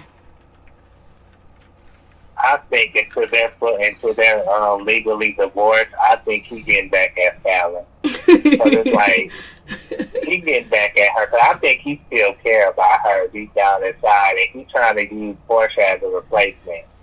I like Porsha, but I think Fallon is prettier than her. I do. I think Porsha's prettier. Porsha done got work done, a lot of work done. So you hit me with that. Tony. All right. So that's what I think. She got that behind done, and she got some stuff in her face, stuff to her face done. I just think, I miss the old Porsha. This ain't this a new Porsha. Because the old Porsha wouldn't be doing this type of stuff, but since she done got famous, and got all this different work done, she didn't. It's like she going down. To me, I feel like she going down the wrong road with Simon, and it's like worse than the Underground Railroad. So hopefully she play her cards like she know what she's doing. And she, like you say, because if they don't last, like I don't think they don't last, she can walk out of that situation with some kind of money, more than Fallon. She just better hope. That looks good. She just better hope this situation don't Alicia Keys her, because Alicia Keys got dogged out for getting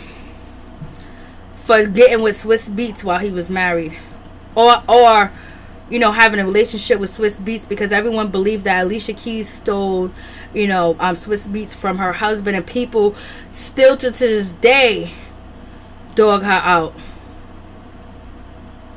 Oh yeah, I remember that girl, and she was on Love and Hip Hop New York. I think the first season, his ex-wife. Yeah, she was on Love and Hip Hop.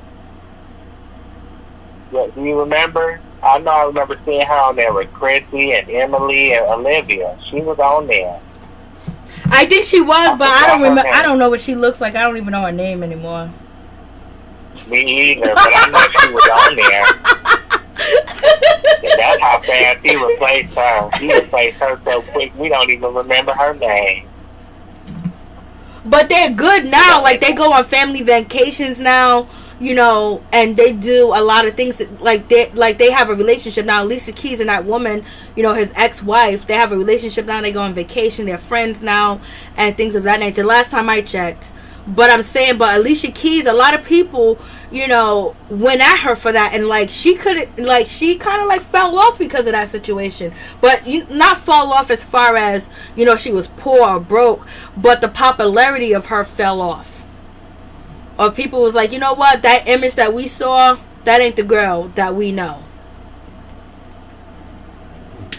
Oh yeah, yeah, like I said, Alicia Keys, I miss Alicia Keys' music. I really enjoyed her music. Me and too. It was like, dang. She was one of my favorite singers. I think she could have been better than Beyonce if she wouldn't have, well, maybe not better than Beyonce, but she probably wouldn't have been that far off if she wouldn't have, got blackballed, or it seemed like she got blackballed, or, based on, how people dog her out, because I'm like, she ain't coming out with them albums like she once was. And her music was popping. I know, she was. I love me some Alicia Keys. Me too. And these pictures are these screenshots that I'm looking at Simon, I'm like, the only thing that looks good on him is his money and his teeth. Other than that, he looked like Oopa Loopa. He looked like Humpty Dumpty. Well, Ralph said that Jessica Cake, she's advertising her goods. In fact, she is advertising her goods. That's what she was doing, advertising, because she dances and she's about that bag and that money. And you know what? She's trying to get her spot somewhere. She's trying to pick up her spot. Well, baby, you lost out on Simon. You know what I'm saying? You better hope your goods ain't damaged, especially after him. The way he go from woman to woman, can't keep no wife. So, but then again, him and Porsha, you know, so I think they need to go to therapy, you know, because neither one of them, I don't think they know who they are as people, because they can't keep nobody. They get into a relationship, like both of them have poor taste in mates. They don't know how to choose, like Simon don't know how to choose a woman, and Porsha don't know how to really choose a man. So maybe they are a good fit, but they need some help to try to figure out who they are as people, though. That'd be good. It's like, shoot. But it's like, this is an embarrassing situation, and it's just like Porsha, I feel like Porsha then went down to this, you know, stuck to a new low, to a point where she, like, you know, going after somebody and he's still supposedly married. I'm just like, girl, the old Porsha wouldn't have did that. I think she would have, like you said on season 9, she would, like how she said she would never do what you saying she said that she would never do. Mm-hmm. And it was like 4 to 5 years later, you doing the opposite. So, yeah. And then Shamea, I think her and Shamea is trifling. They trifling as they look. Like, that's trifling. Sitting up there scheming to get that man from his wife.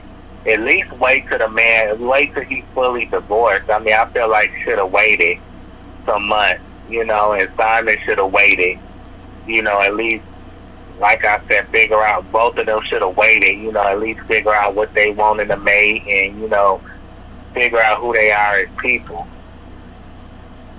You know, and Simon and Shamea's husband, they look alike. I thought so too, and everybody told me I was wrong in my comments. Everybody told me I was wrong. I thought that they look alike. Everybody said, yeah, wrong. They don't look alike. Shamea's husband is cute. Simon is not cute. So, you know, I thought they look alike. I'm like, they look like they got the same head, but Simon's head might be a little bigger, but it looks like they both got the same head. And they both smile, look like they smile the same. It was like, you know, shoot, I wouldn't be surprised if they related somehow. They don't look, to me, they look similar. And Shamea, I'm sure he older than Shamea, her husband. He look older than her. Yeah. But yeah. I know. But like I said, I'm so glad that you was able to get your channel back. I'm like, I miss seeing my queen of YouTube. That's why I call you the king, cause you call me the queen, so I call you the king. I'm so glad I got it back too as well. You know, just to go live, just to say what's up, just say what's good, because some of you guys don't know, especially with the moderators, some of you guys keep me like balanced, because sometimes I go way off hill and I'll read your comments and then that shit will give me, you know, perspective. Oh, okay, I'm doing too much. Or some of your comments would tell me, oh, you know, you're not covering it all the way, just by what you guys say, because I'm so used to you guys commenting and saying things too as well, that, you know, is helpful. And then some of these shows, watching it and then reviewing it with not you guys there, or hearing what you got to say, or look in the comments and see what you got to say, the shit is just like, no, you know what, I ain't gonna even review this show. That's why I stopped. I couldn't even do Married to Medicine without you guys in the comments. It was just like, oh god, Married to Medicine was just too boring without having you guys. So, but the reunion's about to happen, so we'll see. Oh, yeah. At least the last episode last night, Dr. Heavenly was getting into it with Lisa and Nicole towards the end of the episode. I'm glad that they brought Lisa Nicole back and Quad, because they spice up the show. They bring some, you know, interesting drama, you know, especially when Quad and Toya got into it at her house, And then you know, Dr. Heavenly and Lisa Nicole. I'm like, man, that I like to see that. That's entertaining to me, you know. But I hear that Lisa Nicole not gonna be at the reunion. Oh wow. Yeah, I have no idea what's going on with Married to Medicine. I just stopped caring. But come on, tell us for the people that don't know. And me too, because I don't know either. Tell me. Yeah, they brought Carrie back on the show. Yeah, I seen her in 2 episodes. Yes. Yeah, and then, you know, but Lisa Nicole, like, you should go back and watch yesterday's episode, like, you know, and see why her and Heavenly got into it. Heavenly never liked Lisa Nicole. Yeah. They always shitted on her. Yeah, they got into it. Let me see. I think the previous episode was when they had Neela, the new girl. They had she had her daughter's birthday party, and Dr. Heavenly and Lisa Nicole got into it. You know, because when Dr. Heavenly was riding the horse at the girls' party, I think it was either last week's episode or the week before.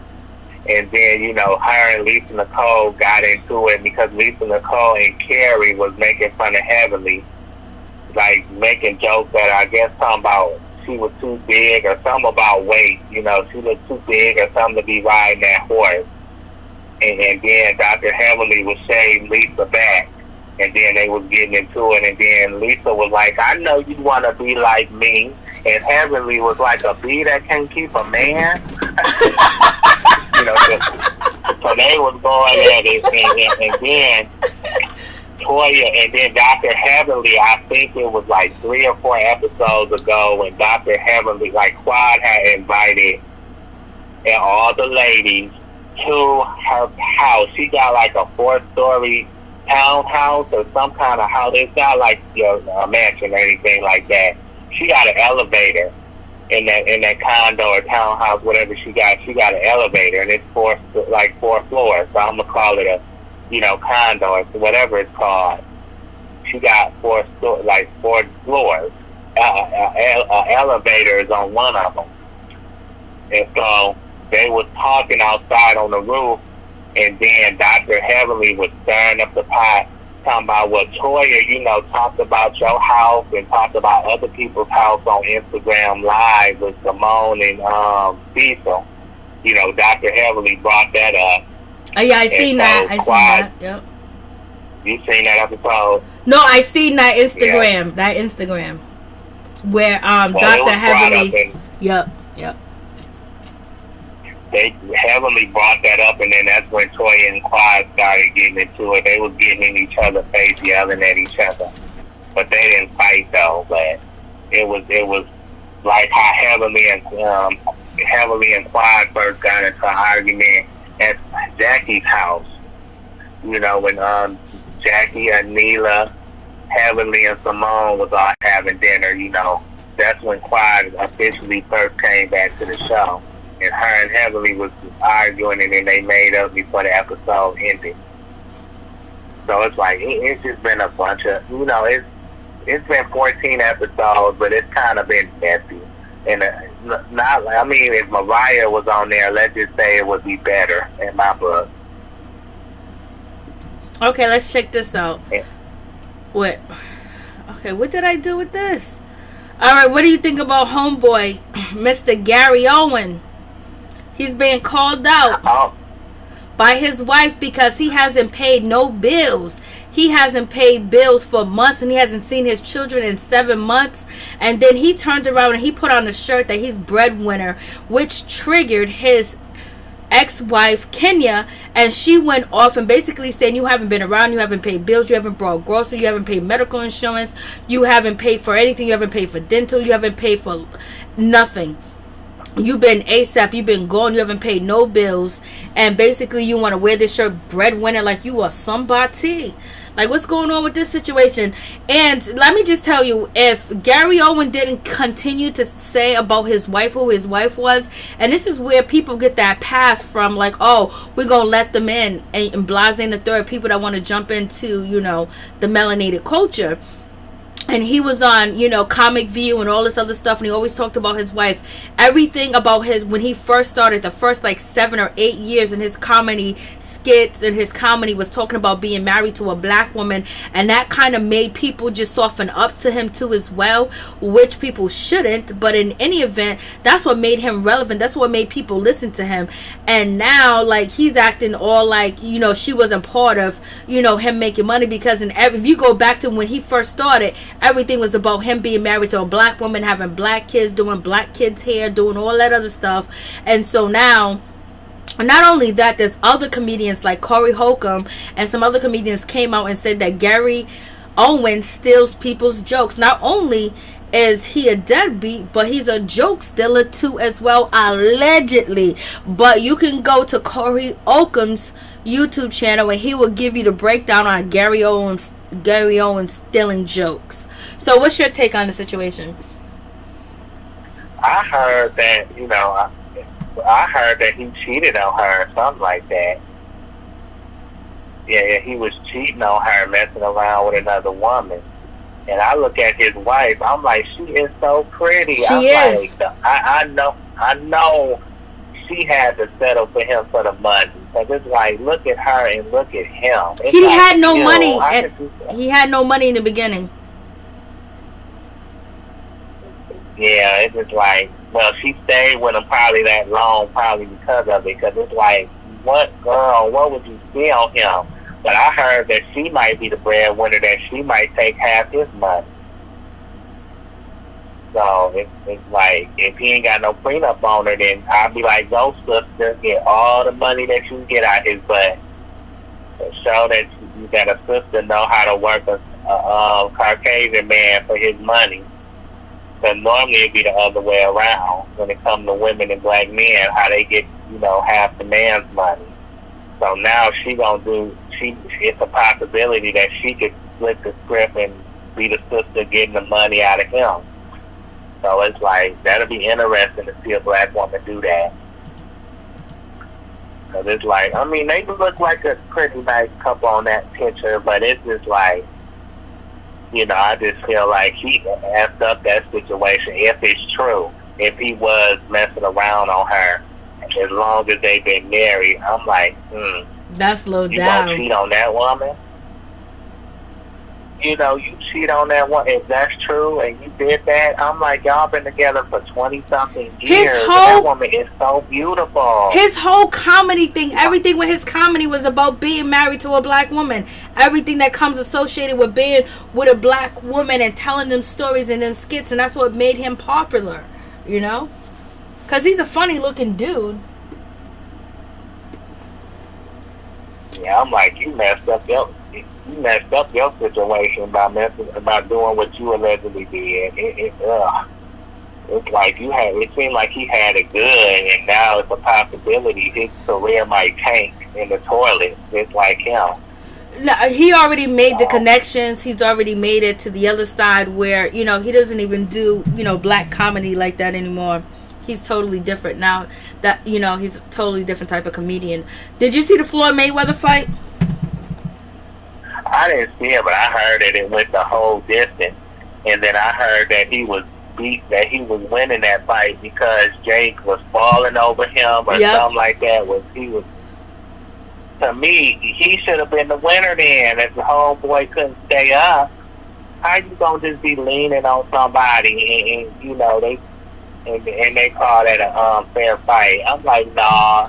The referee pissed me off. The referee, well, he kept seeing that happen and he didn't let it happen, but then everybody else has been saying that the reason why Floyd Mayweather let him lay on him and hold him up is because he wanted him to go the distance. He wanted him to actually go to 8 rounds. And, you know, I guess maybe there was money put on 8 rounds. Who knows if they was gambling on the situation. But yes, Floyd should have knocked him out. And the referee didn't break up the fight as much as he should have broke up the fight. As far as every time, you know, Floyd would connect, you know, that's when Logan will, Jake Paul, Jake Paul, right? Jake Paul will lay on fucking Floyd Mayweather, and it's like, damn, like, just let that guy Logan Paul. And so, you know, that pissed me off through the whole fight. So watching this, so I'm so glad that, you know, I didn't pay for the shit. And, you know, and then I watched the fight so late. Our homeboy was fighting. Chad Ochocinco got his ass whooped. I was like, my baby got his butt whooped. Chad Ochocinco got beat up. By Logan Paul? No, Chad Ochocinco was fighting somebody else. I don't know who he was fighting. He was fighting another dude, and he got beat up. And I thought that fight was going to be another night, because when I looked through the audience, you know how they show you the audience of who's at the fight? He was in the audience, and it was Floyd Mayweather fight. So I didn't think he fought, because he looked like he didn't get into a fight, but whatever. But yeah, that dude should have got knocked out, but the referee let it go, because every single time Logan was holding on to Floyd, he was even laying on his back at one point in time, Tony. Crazy. I heard that was an expedition fight. I bet you if that would have been a real fight, I think Floyd would have been stepping back and let him hit that ground. If that was a real fight. They said that was an expedition fight. That's probably why he was feeling sorry for him. But other than that, if they actually have a real fight, Logan needs to train. He really needs some training. Because Floyd if he don't get no training, Floyd gonna lay him out. So you ain't gotta worry about that. I know he gonna lay him out if that's a real fight. Yeah, so yes, facts. Get his butt laid out. He gonna get the business. So that's why I say I hope they do have a real fight. Cause Logan, I think he gonna get humbled. For real, if he don't get no training, he gonna have to use that YouTube money. Cause I hear he a big time YouTuber. He gonna have to use that money and pay him a trainer and deal with somebody as quick and he would have to train.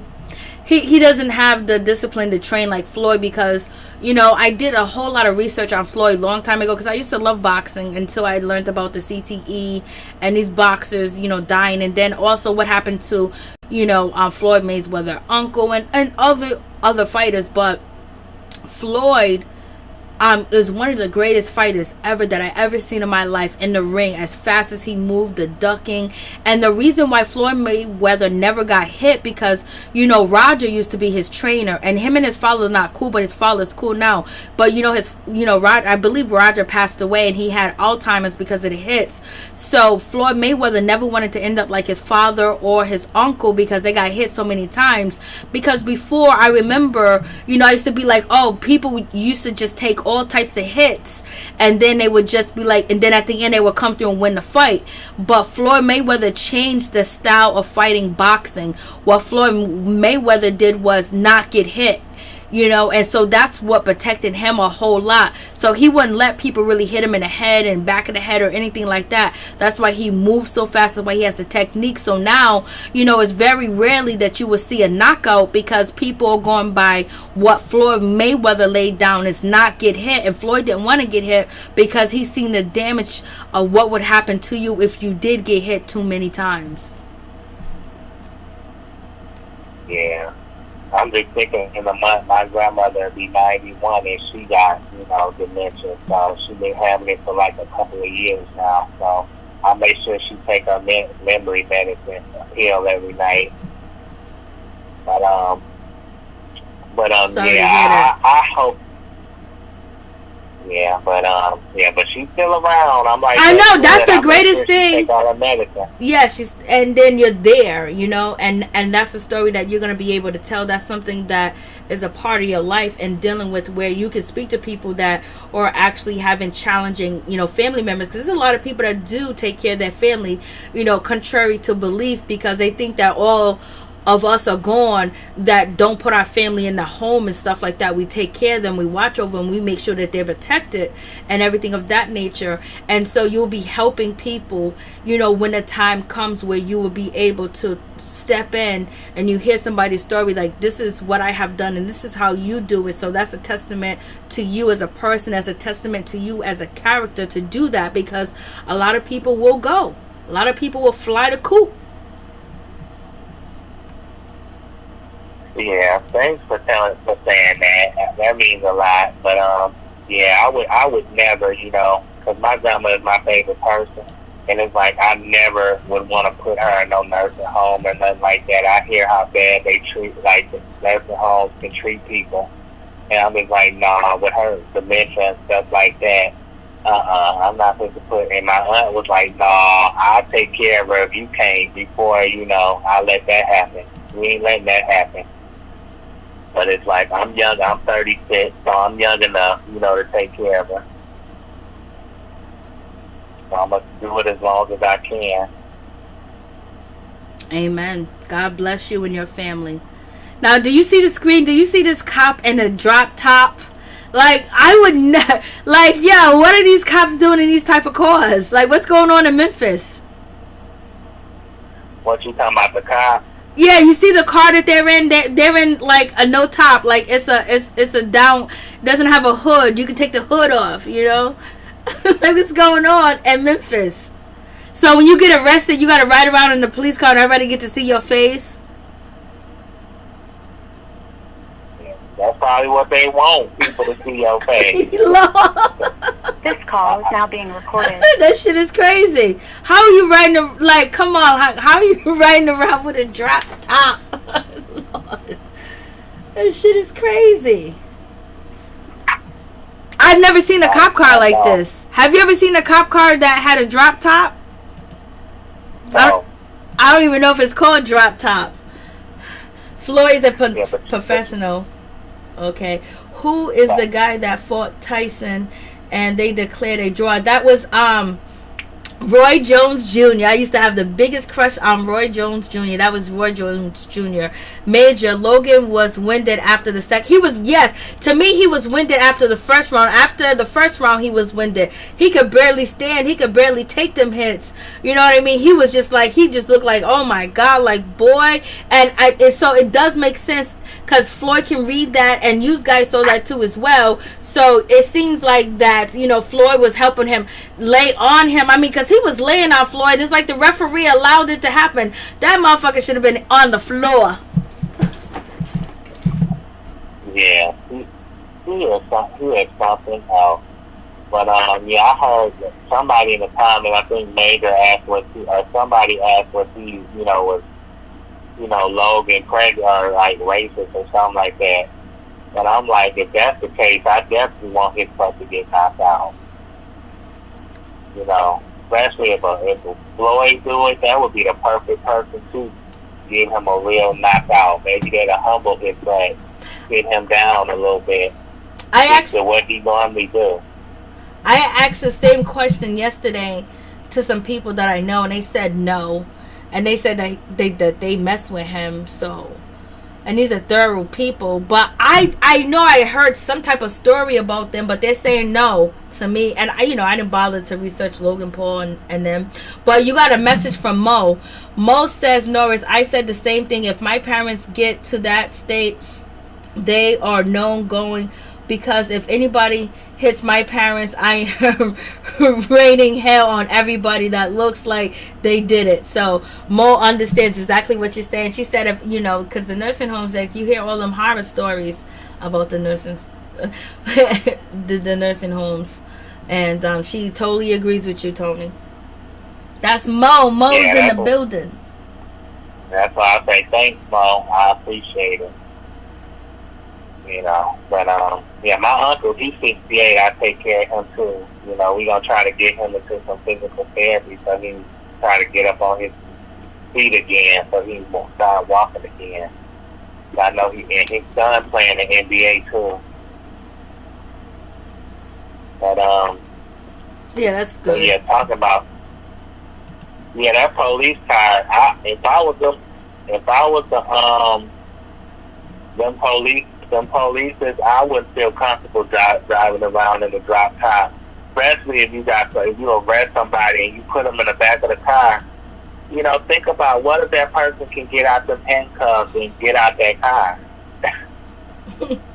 Or their enemy sees them, or you know, it's just crazy.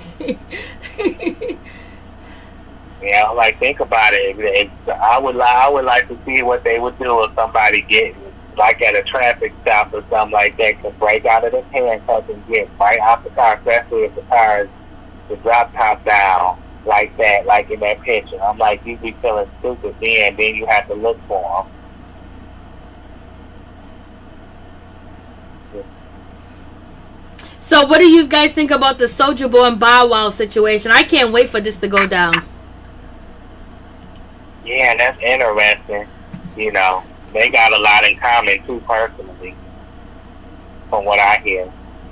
And when Soulja Boy says he started this, he started that, you know, there's end up like proof that Soulja Boy started this and Soulja Boy started that. It's just like Soulja Boy was before his time, like 100 years. If you think about if everything is actually proven that he said that he started. But in any event, this versus battle is going to be off the chain. But Bow Wow said he wants to see the money, he wants to see the check, he wants to see the documentations. You already know Bow wouldn't do business with Deb at all when she wanted them to get together and do an album. He was like, I need to see the paperwork, I need to see the spreadsheets, I need to see the sheets, I need to see it. So we gonna see. Like Bow Wow, like Soulja Boy is kind of bigger than him now, you know, because Bow Wow ain't that big like he used to be. So yeah. But it's like that'll be an interesting battle. I can't say right now who would win because both of them do got a lot of hits. So I think that would be a perfect battle, though. That would be a better battle than him and Romeo, than Bow Wow and Romeo. I think so too. I think that would be really good. That would be on point. That would be a great battle. In my opinion, I just think it'd be interesting. It would just be good for hip hop and people that grew up at that time that like Soulja Boy and Bow Wow and the music that they started, the things that they put out. You know, Soulja Boy and Bow Wow wilding online like they got beef and all that other stuff back in the day. You know, so that'd be good. I know mad people are going to tune in. Like I really enjoyed that SWV and Escape versus I did. I watched that. That's the only verses I watched all the way through. I watched that versus battle too as well. That's when I couldn't go live. I did a review on I couldn't go live, but yeah, I watched that. That was my shit right there. That one. I missed the Isley Brothers one, so I gotta go back and find that one. I watched the DMX with Snoop. That was good too as well. There was a recent one with what's his name, with Swiss Beats and Timbaland. I didn't watch that one. I watched like maybe 3 minutes of it, maybe 3 or maybe 10 minutes of it, and then I just couldn't. And the Redman and Method Man, Wu-Tang, EPMD, you know, Mobb Deep, that shit right there was right, because I was into that music. That was my shit. So I love that battle. And then they went full-fledged, like they danced, they did everything. I was just like, it was so good to see people get on there and have the energy that's older and healthy and shit like that. That was just like the best. To me, the best one was Method Man, Redman, EPMD. You had the Killer Bees, you had Wu-Tang, you had Inspector Deck, you had the Chef. It was just amazing. And everybody else, Eric Sherman, all of them, like that shit was legendary right there. So, and all that music, that music was my motherfucking music. Because I always hung with the boys, you know. Yeah, I seen your review on that too. I'm like, that looked like that was a good battle. And then I heard that Redman, the season 2 of that Ghost, you know, the Ghost story, you know, with Tariq being the main star with Mary J. Blige and them. Yep. You know, that season 2. I heard that Redman was gonna play Method Man's brother on there. Oh my God, I would love that. If that's the case, I'm gonna review it. I still watch the show. There's a lot of shows I watch. I love that. I just love it. Just like, you know, the dialogue that you can have with the show. Like, I have a dialogue with my family. We talk about it. We just go in, but I just never hit the button. What's up, Atso? What's going on? Soldier and Bow Wow did this years ago. They are both blessed. Yes, that's what I'm saying. It would be wonderful, Atso, for them to have their versus battle, because they started this shit beefing online, beefing on YouTube. They had Drake in there. They had homeboy from what's that group? B2K. They had them in there too. So that would be awesome to actually see. So Major said, do you think they will have enough Ciroc for them? Nope, because Puffy is cheap. Yeah, Bow Wow and Soldier, it's like they personal lives is crap, but their music careers seem like they're pretty good, so they're very good. You know, but I think personally, I still think they need therapy. They need some help.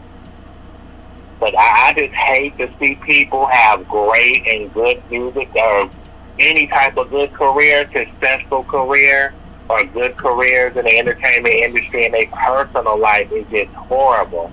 Especially if their business get out there, oh my goodness. It's like that overshadows your success. So hopefully, when they both young too, I just hope both of them get therapy and counseling, because they need it. You know, especially, I think they both need it. But other than that, you know, this battle will take them, you know, they'll be a distraction from their personal lives. So it could one be of them, good like for just how my family is. Mm-hmm. My bad. Say that again, Tony. Something clicked on my computer. Yeah, you was talking about their personal lives.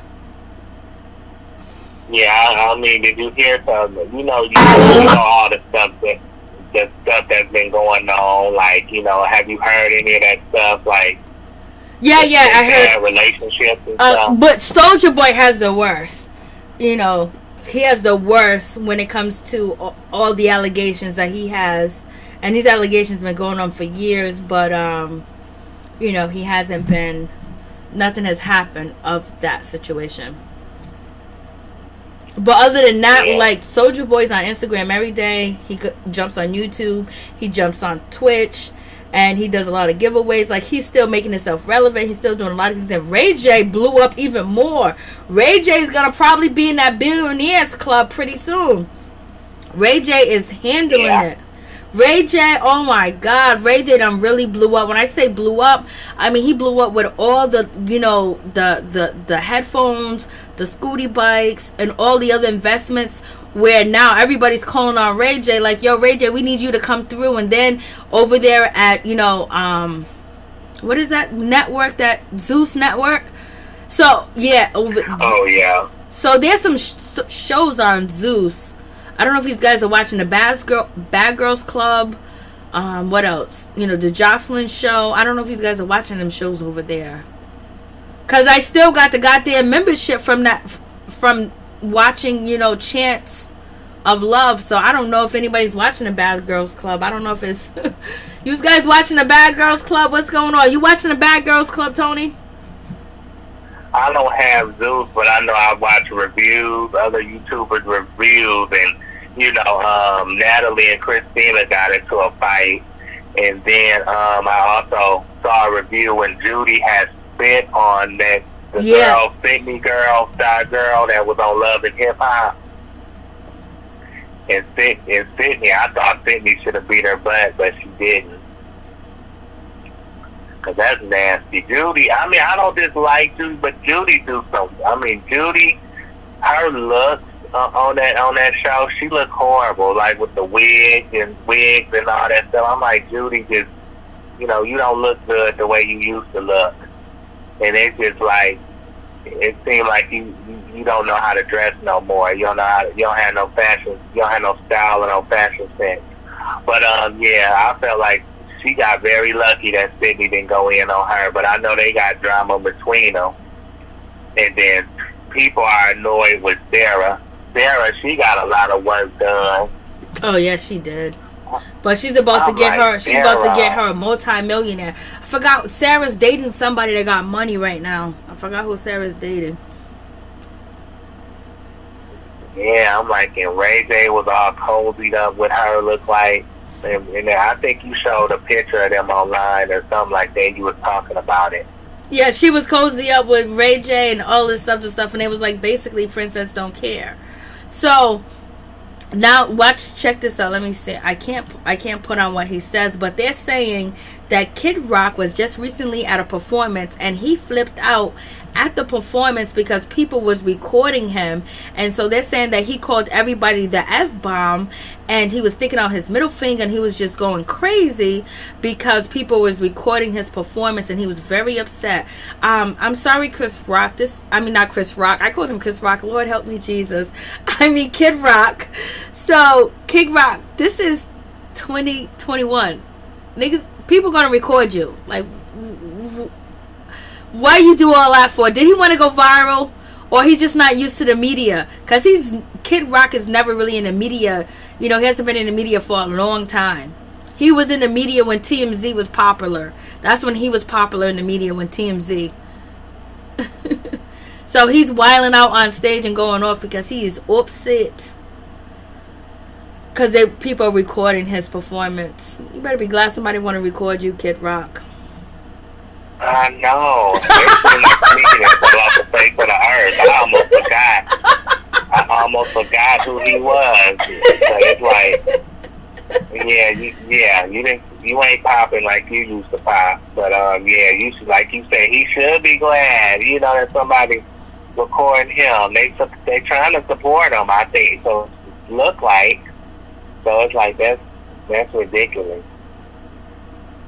It's not our fault. Yeah, He's probably mad because people are able to, you know, put his music online and make money off of it and things of that nature, because maybe there's some things that he didn't do. Because why would you be afraid of the media? One thing you want is to be on the blogs, and you don't want to, if people haven't seen you in a long time, you don't want to be on the blogs and, you know, Pride Month doing all that other stuff, just wilding out. You know what I mean? Take their phones. You know, what's his name? What is his name? The comedian, the short comedian. I can't think of his name right now. Kevin Hart, when you go to his performances or his shows, you know, you're not allowed to bring your cell phone. And remember, he got in trouble because a lady said, I needed my phone to check my, you know, diabetes, to check my, you know, sugar. And then he kicked out DJ Envy in the middle of his set because he was recording. So, you know, you could do that. You don't gotta go crazy. And plus, Chris Rock is somebody that he is doing jokes that he's probably going to do for a bunch of different cities. So I can understand why he don't want people to record him. I don't believe that Kid Rock got any new music out, so he should be happy that people are going to post it. Maybe it could even go viral on Twitter. So it's going to go viral now, but it's not going to go viral for the right reasons. People haven't seen you in so long, and you're being introduced to a whole new audience, which is young people that are probably going to see your shit online, and now they're going to see like, oh my god, this dude is wild. Maybe they might like him, maybe they might not, but you know, you should be happy. Yeah. But it's like, you know, it's like he probably ain't got it no more. Maybe he needs to retire, or maybe we could get an album from him and see how he sounds. You know, but yeah, Jocelyn, I heard that that show was popping too. You know, like they still fighting on that show. I don't think they fought the last couple of episodes, but yeah, I've seen reviews and, you know, pictures and stuff, and they was fighting, them girls was fighting on that show, still fighting. So and Jocelyn told Wendy Williams that she wanted her flowers. Yeah. You know, but I I'm like, for what? I'm like, girl, you ain't done nothing to get no flowers. You better be lucky you ain't done enough to get one flower, let alone a bouquet of flowers. You better ask your man for some flowers. Wendy might be a hot mess of a person when it comes to her personal life and her issues, but that woman ain't gonna give you no flowers. I mean, she like a queen at what she does, like the legend of what she does. She ain't gonna give you no flowers. Could you imagine? Come on, Jocelyn. I know, like, a lot of people are going to say that Wendy is disrespectful. Wendy only comes after, people that are melanated and blasé and the third, whatever. But Jocelyn, she don't need to give flowers to Jocelyn. She's doing the same thing that she's been doing back then. The only thing is she got a hit show that's on the Zeus Network, and it's about her disrespecting, putting them girls down, and just being trifling. But that's her lifestyle. Everybody has different lifestyle. Everybody comes from different walks of life. Her life is a strip club. Her life is keeping her body together. Her life is taking money. Her life is doing, all types of stuff. And then she's trying to teach the young girls to do, or whoever wants to be in that realm that she's in, this is the best way to do it. But the way that she be talking to them girls and disrespecting them, I'll be like, Lord, they need a job, because Jocelyn would have been swung on her. I know, so it's like, girls, like you just said, you ain't doing nothing different. You ain't doing nothing no better. You still doing the same stuff. So it's like you ain't improved. You ain't did nothing special. So no, you ain't getting no flowers. You ain't elevated yourself. You haven't done enough to get no flowers. You need to elevate yourself. You need to do different things. Like do something outside of stripping. Because it's like she do got a nice body, and I feel like she could do other things besides that. That's like, I know that's her specialty, but come on, ain't nobody gonna give you no flowers off of that. As long as you been on TV. Major says, I want to know who told Jocelyn about giving me my flowers. Somebody told her that. She watched the TV show. She saw a commercial. She saw a post out there on the Shade Room or on site. She saw a post somewhere. That's what she's doing. Robinson, her life is doing booger sugar. Lord, Mo, what is she going to do when she gets old? I don't know. She's gonna be still doing the same thing, teaching like, this is how you do it. She's gonna teach you a professional lesson of how to get that money. Yeah, I feel like Jocelyn going, like I said, she don't do nothing quick, try to expand her brand, try to find something else to brand, or some other way to brand herself. She is gonna be messed up when she get older. Like, you ain't gonna be able to dance forever, lady. You in your 30s now, so you need to find something else to do, because Cardi B ain't doing the same mess. So it's like, well, who knows? She might be. I don't know, but I doubt that she is. So it's like, come on, you need to find something else to do. Major says, ain't nobody checking for Kid Rock. Nah, I know. I thought he fell off the face of the earth. Me too. I just have forgot who he was. Me too. Until I seen the post. Lord.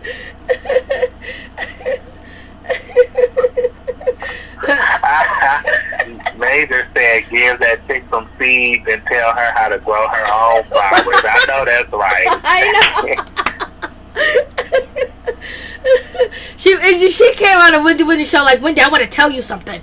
Wendy, I want to tell you something. You need to give me my flowers. You're always disrespecting us. Like, what, bitch? You better be glad you're sitting here on this stage. You know how many people want to sit on that stage with Wendy, even though Wendy says this and that and does this. But you better be lucky that you there. And if it wasn't for Stevie J, you wouldn't be there. And another reason why you was... Another reason why she was there is because she, when her show was about to premiere, she came at Stevie J and basically said, talked about Faith's son, doing something to her daughter and all this other stuff. And she was calling up Steve out, and she was saying that Faith Evans was cheating on Stevie J because he told her and her new man Ballistic. And then also you know, she was saying all types of stuff about Stevie J being out here in these streets and doing and Faith cheating on Stevie J all the time. And she was like, oh, Faith said when she was doing that show, Behind the Music or Behind the Man, or, you know, on Oprah Network, you know, and Faith was like, I didn't know that he was with somebody because I told him. Faith said, I'm not a man stealer, or, you know. And then Jocelyn hopped online and just started disrespecting. She wrote like pages of bullshit against Stevie J, and then he clapped back. And then maybe a week later, or she was on the Wendy Williams show, and I think Wendy was gonna ask her about that. Maybe she was, maybe she wasn't. But then Jocelyn that came there were like, "Oh, you did this." Wendy probably was talking shit. Who doesn't talk shit about Jocelyn? Come on. Yeah, it's like you a joke, and then number one, you can't even come for a woman like Faith Evans. You want to get on her level as far as music wise. And from the looks of that one song, that Cootie Cat song, whatever, you know, that song, you know, you ain't gonna never be that on the Faith Evans level. Ain't nobody gonna listen to you like that, baby. So you don't need to be coming for that woman. And then, you know, and Stevie J, he never really loved or cared about you like that. He was just, girl, you better be lucky he put a baby in you. You know, that's the only thing he really cared about. Like, girl, he didn't love you like that. He see that he couldn't, you know, do nothing much with your career, so he kicked you to the curb and got with Faith Evans, his old friend from the past. So it's like, come on, Jocelyn, come on. Get off your high horse. I'm glad that you, you know, that you got a new man, but it's like, come on now. You need to move on and find you something else to do and talk about. And your show is not the #1 show in the world. Like the #1 might be the #1 show on Zeus, but not in the world. And you know, Ray J, I respect Ray J's hustle. But he still needs some therapy and some counseling, because his personal life, especially when it comes to his wife, you know, it ain't the best, as we all know. Watch couples retreat. Facts. I'm just like, he better hope that Princess, he better hope that he can get her to sign a prenup or something like that. Do something about a prenup, because if not, she gonna take half that money if she gets tired of him. Mm-hmm. So I'm like, she deserves it too, you know, for her pain and suffering. But yeah, I think that's one reason why she's staying with him, so he can so he can gain, or you know, get all that money. And then when it comes down to it, when he got all that money established, when he get established with all that money, then she probably gonna surprise him, you know, surprise him and catch him off guard and really go through with a divorce, you know, a divorce him. I'm on the neighborhood talking. I didn't know Sway Lee had a baby. Did you know this man had a baby? I did not know he had a baby. Lord have mercy. No, I don't really know nothing about him too much. I heard of him, but not too much. I know one of his. He looks like a rapper. Yeah, he's a rapper. His stepbrother just got charged with taking out his father, which is Sway Lee's stepfather. You know, Sway Lee, he's a big time producer, rapper too as well. I didn't know he had a baby. I'm shocked. That looks like a biracial baby. Most likely it is. He's from Mississippi. He's from the Mississippi, baby. I'm yes. like, you better watch. You don't want to be Lil Wayne now. Like how that woman was milking him. Watch out now, for that woman that came out with that book. So you better make sure that woman don't do you like Lil Wayne. Like that woman did Lil Wayne. And it seemed like his career and his life is just going down the tubes. Lil Wayne, unfortunately. I know he ain't as popping like he used to. Yeah, he's still making money, but it's just too many people out here. But at least a lot of the young rappers, they respect him. They do music with him. I believe he has a podcast, and he's still making money. But he's been robbed big time, by Birdman. You know how that goes. Oh yeah, that Birdman story. I heard about that. But yeah, it was great talking to you, though. Same here. Same here. Thank you so much. What's up, Happy Days? Thank you so much. Please go check out Norris Tony YouTube channel. Go show him some love. Subscribe. Thank you, Tony. Blessings to you, the king, and thank you for calling. Yeah, you're welcome, Queen, and you have a good night, and I hope to talk to you again soon. Amen. Thank you. Yeah, thank you, and happy belated Mother's Day. I know it's late, but thank you. I appreciate that. Yeah, you're welcome. No problem. Bye. Peace. Yeah, we've been rocking for 2 hours and 2 hours and 23 minutes. What's up, Happy Days? How you doing? I hope Ray J is being honest this time. You know damn well he ain't being honest. And Ray J ain't got an honest bone in his body when it comes to his relationship. LSW, oh, what's up? What's going on? Yeah, we was just over here just conversating, just talking about whatever.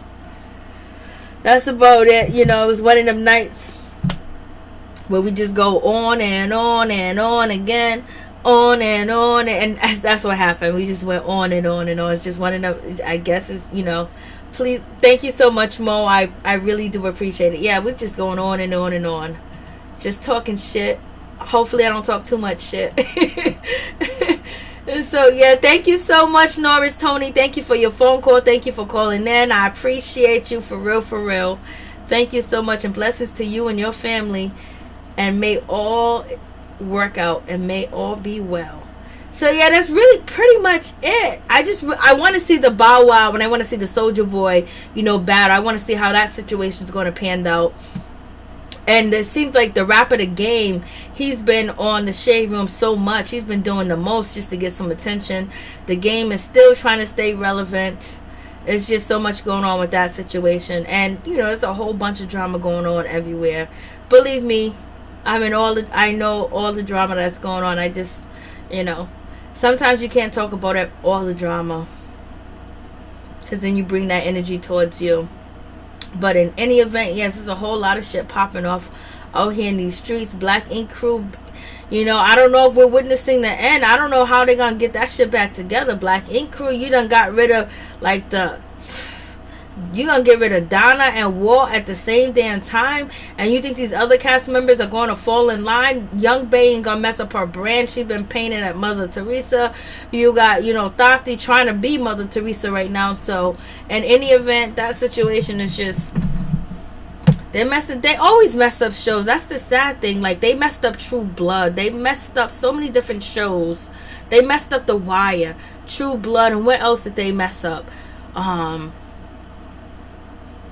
So many shows. Game of Thrones, they messed up the end of Game of Thrones. That shit was all messed up. It's like every time you got a show that you love and you get into, they just mess up your shit. They just messed up the show.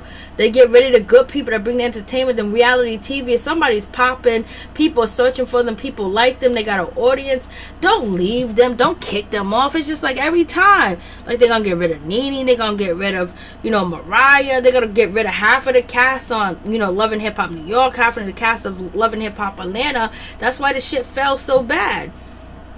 Like, people like the consistency. If they don't understand the formula, and the formula of these reality TV shows is like a soap opera, but this is a different type of soap opera. This is a soap opera that comes on once a week, and it's reality TV stars, and it's not a script, it's not a theme like soap operas have. So for the younger people, or people that don't watch soap operas anymore, these reality TVs are like the new soap opera. So when you just totally demolish a character and they don't ever come back, at least in the soap opera, operas, they come back, or they have visions of them coming back, or they dream about them coming back, and they have what ifs. And these are how these reality TV shows mess up, because they want to get rid of everybody because of this, because of that, and all that other bullshit. When the formula's working, they just get rid of the people. And sometimes you need to get rid of some people, but sometimes you need to bring them back. It's the formula of a soap opera. This is the new age soap operas, or reality TV shows. And if you can keep the same cast members and the same people, and some people, you got to let them go, but then you got to keep the meat and the potatoes, and they always get rid of the meat and the potatoes, or they leave the people that are the meat and the potatoes with nothing to work with around them, where they got to pull for straws, and people get mad because they're pulling from straws, but you're leaving them to do nothing but pull from straws. So, yep, that is the situation. So, what are you guys saying? Oh, thank you so much, Robinson. The game always stays relevant. Yes, he does. He does. He don't play around. Yeah, thank you for staying out this drama on YouTube. These folks can't handle the stress. Gotta take it out on others.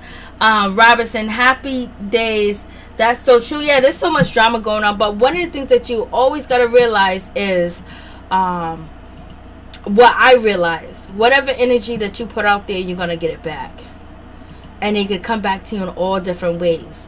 So you have to you have to have an even kill and an even balance of the energy that you put out there. So now if you're putting out negative and you shitting on this person, shitting on that person, you have to also have some good where you're bigging up this person, that person. And if you can do it both in the same live or the same video, or 1 week you do this and 1 week you do that, because you have to, reverse the energy that you are putting out there. So you have to put good and bad energy. That way you get a mixture of energies, and that way you always will prevail in any type of situation when it comes to what you put out there, because usually you attract what you get.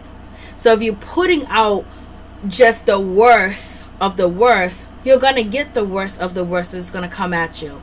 When it comes to celebrities, when it comes to their stories, when it comes to them, getting caught up in all this type of stuff and getting caught up in crimes, getting caught up in drama, is what you're putting out there. So you got to be very careful. So if you're putting out a bunch of negative music, you got to make sure you have an offset with that negative music, where people are loving the negative music that you're putting out with the music that is just so hardcore. And I ain't gonna even lie, some of the hardcore shit that I have listened to, because my people's, I got to know what my peoples are listening to. I got to know what my family's listening to. But then at the same time, you also got to put out music, or you have to have images of you being out there, being a part of this organization, you giving away to charity, and you doing different other things too as well. So that way that energy won't compact you and hit you so bad where it might take you out for a while, where you're losing out. So you have to, you have to put both in and both out. So if you're putting out all gangster, crazy, sexualized, even with the female, sexualized music and all this other stuff, now you got to do something that is going to big up women, and do something that's going to lift people up too as well. Because if not, all that shit is going to come back on you. And that's what I think I'm noticing about a lot of artists, from the old school to the new school. But the artists that has they do good and they do bad at the same time, they usually have a very long career, and they usually stay above water, and they can't get canceled. So if you think about the people that can't get canceled, it's because they also put the negative out, and they also put the good out, or they also put out informative information too as well. So this is my karma, putting out good information at the end of this video. So, I like to laugh and have fun. So I will be there and always from the YouTube drama, no doubt. Yeah, you got, even if you are a connoisseur of different information, you just got to make sure you connoisseur, or you download positive information and negative information at the same time, so you can have a balance. Because the a lot of toxicity and a lot of negativity can affect you. You don't know it's going to affect you, but you might be going outside your house and something might happen and you might flip. And you don't even understand why you get so mad. You don't even understand why you get so upset. You don't understand why you perturbed. You don't understand why you're ready to go ham. You know what I mean? is because now you are consuming so much negative energy. So you need the good and the bad. You need the good and the bad together so you can basically have your aura equalized. And you also have to clean your aura, you know what I mean? You have to make sure that you're attracting positivity and you're attracting positive energy, but at the same time there's going to be negative energy, but you have to, it won't hit so hard if everything that you put out there is not negative, you know, and then people rooting for your downfall. And that's what we see online a lot. People be rooting for your downfall. They be waiting for you to fall. They be waiting so they can just pick up the pieces and run the streets with it. You know? What would you say? Nunu Sky, we only hear about them when they don't keep paying off their mothers. Lord have mercy. It seems like everyone that puts negative things out there are being taken down. What they need to do is they need to, you know, what else needs to be taken down is like if it's negative energy, it's like the food. They need to change this food, man. This food needs to be changed. There needs to be warning packages like they're on cigarettes on food. Like if you consume this is not good for you.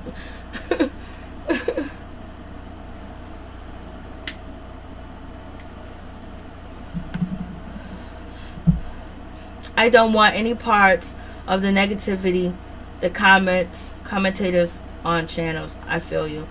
Hey, no, it's Tony. That's Robinson Nunu. I know what you are saying. I agree. So you have that situation. So it even comes into your regular life. Like when you do good, it's going to come back to you. And you might have a shitstorm coming at you, right? That you can't even fucking deal with. You can't even understand. But let's say you bless 8 or 5 people that you know with either knowledge, wisdom, or your time, or with a ride, or with just some word of advice, or, you know, with giving them solutions to different things. That negative storm that's coming for you won't hit you so hard. Because the energy kind of like balance itself out. That's just my opinion. Sometimes people just get shit storms and just get negativity. But what I just learned about the energy when it comes to the internet is what you put out there is what you're going to get. And there are, you know, there are people that are very positive that still get negative energy. But the negative energy never even touches them because whoever, you know, view them, whoever that's a part of their, you know, celebrity career, you know, these people will come out and, you know, block you quick before you can even reach them. You know what I'm saying? So, you know, you have to have both. You just can't have one. And, you know, you have to think about how this would affect somebody if I do this and I do that. Just even in your personal life. Of, you know, sometimes people just be thinking like, oh, I'm gonna do this and I don't give a F about this person. I don't give a F about what they did. Or I don't give a F of how it's gonna affect them because they did this to me and I gotta get mine. Okay, you get away with that, but then it's gonna be somebody that's gonna come around and crush you. There's going to be something that's going to crush you. And it might not be somebody in your personal life. It might be somebody that you deal with at work. It might be a bill payment. It might be, you know, you get an eviction notice, or, you know, they're selling the property that you own, or your property's condemned, or the city's taking your property because they want to build something. It could be so many different things. So when you have a balance of positive and negative energy, it really works in your favor too as well. And sometimes you will see people come out of nowhere and just want to help you. I be like, you know, so you gotta have the good with the bad. Oh, thank you so much, LSW Mary Jane. You are always the same uplifting, loving, caring. I try not to be so bad, you know what I mean? But unless if it's something that really gets under my skin, but I try to balance it out if I can in that moment. But if I can't, you know, I'm going to try to balance out that energy with something else. So you got to have that balance. Sometimes you just can't go all the way, you know, and you know, sometimes the shit get the best of us. Cause shit, that's some shit I said online that some of you are, and some of you guys that are part of Peep Squad, some of you guys that have been here for a long time know I have said, and you heard me cry and shit like that, blase and a third. You know, it's not something that, you know, you usually put out there, but it's just real, you know what I mean? Or complaints or this and that, but then you have to, you know, do something else, bring some joy, bring some happiness. And you have to clean your aura, and you also got to think about, would I want this person to do this to me? You know, just always think about, what if this happened to me? Should I do this? Would I want this to happen to me? Think about how you feel.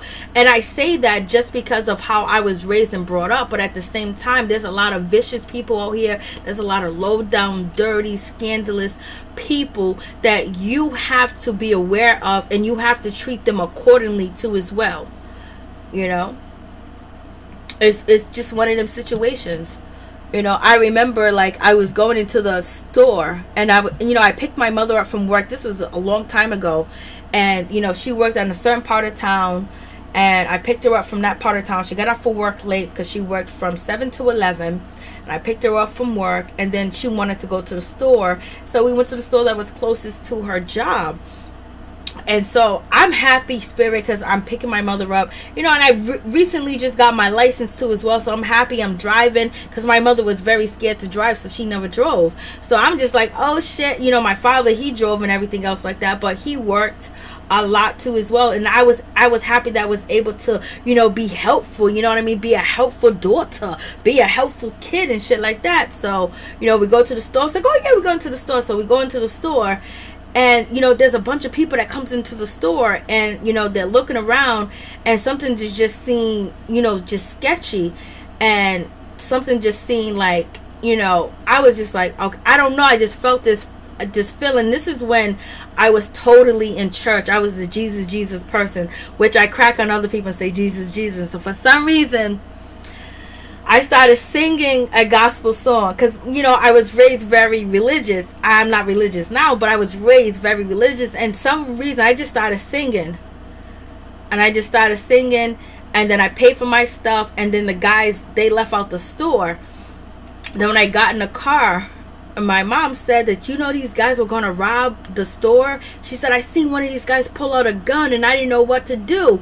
I was like, I didn't see a gun. I didn't see none of that stuff. She was like, yeah, they was going to rob the store, and you're taking your sweet time in the motherfucker. I'm just like, Lord. But some reason I just started singing. Not saying that, you know, singing a Jesus song, singing a Christian song is going to help you, because sometimes you need the tool on you. But in any event, you know, sometimes your energy can affect other people's energy, that can stop the negativity from coming to you if you can actually sense it. If you pay it forward, a blessing does somehow come back to you. Amen. That's so true. And Tony agrees with that too as well. Life is about balance, right, Robinson? You got to have the balance. You got to have the good, the bad. It dispels it, and things diffuse themselves too without you worrying about it. Let's just rest. Yeah, just let the dust settle. So right, Happy Days, that sometimes you gotta just let it settle, you know, and just let it be. So fact. So we went from Black Ink Crew to me telling stories about almost being caught in a robbery. Lord have mercy. So yes, this was a good life. Thank you guys so much for tuning in. I appreciate y'all. You know, we've been, you know, the episode was really, you know, trash, if you ask me, in my opinion. So we just kept going. Interesting story. So you took a long time at the register, and those guys didn't hold up the store. Yes, that's what happened, because I just felt something. I just started singing. I was looking around because I wanted some sweets too. I got what my mother needed, and I was looking around the store for something. I guess that's when my mother noticed that these guys were attending on robbing the store, because this particular store did not have cameras, and it was a Shell gas station. And for something came over me, and I just started singing one of the gospel songs, you know, that I grew up in the church listening to. And I just started singing that song.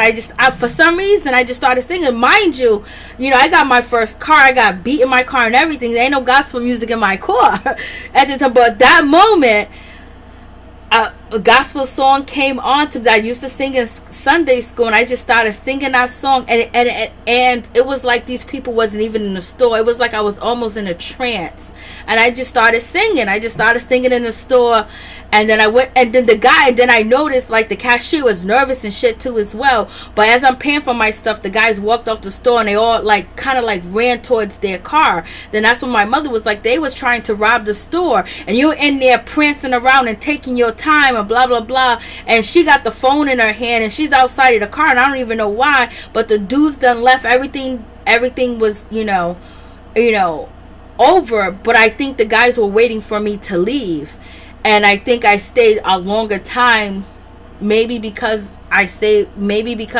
it was to help the cashier. I don't know. And my mother was so mad at me for taking so long, and she was like, Lord. So we ain't never stopped at another convenience store or a gas station at nighttime after that situation. Yes, thank you so much, Major. I appreciate all of you guys. Major, Tony calling, coming through. Happy Days. I was thinking about you today. I was like, I haven't seen Happy Days. Where's Happy Days? I have seen you on the uploaded video, so I just wanted to see you just to make sure you was good in my head, and I see you tonight. So yes, it was a blessing tonight. And everybody that's here, Happy Days. Mo, thank you so much for coming through too as well. Mother came through too as well. Norris Tony was in the building. LSW in the building, came to support. Major, I always appreciate you too as well. Nunu Sky came through. I was so appreciative of that too as well. And everybody, Robinson, thank you for coming in and sharing your thoughts and your opinion. Everybody else that was here early in the live, because we've been on for 2 hours, so it's not like I'm going. Abso, he came through too as well. I'm not going to, half of the comments are not going to have their. Miss AP, she was a part of the crew, and Ralph was here too as well. Miss NGL was here. There were so many people here earlier, but most of them are probably not here. Dave Hart was here. He gave a super chat. I appreciate you so much. VB was here. There was a lot of people here, but Pamela Quarter was here too as well. There's a lot of people here that I appreciate seeing, and it was a blessing to see.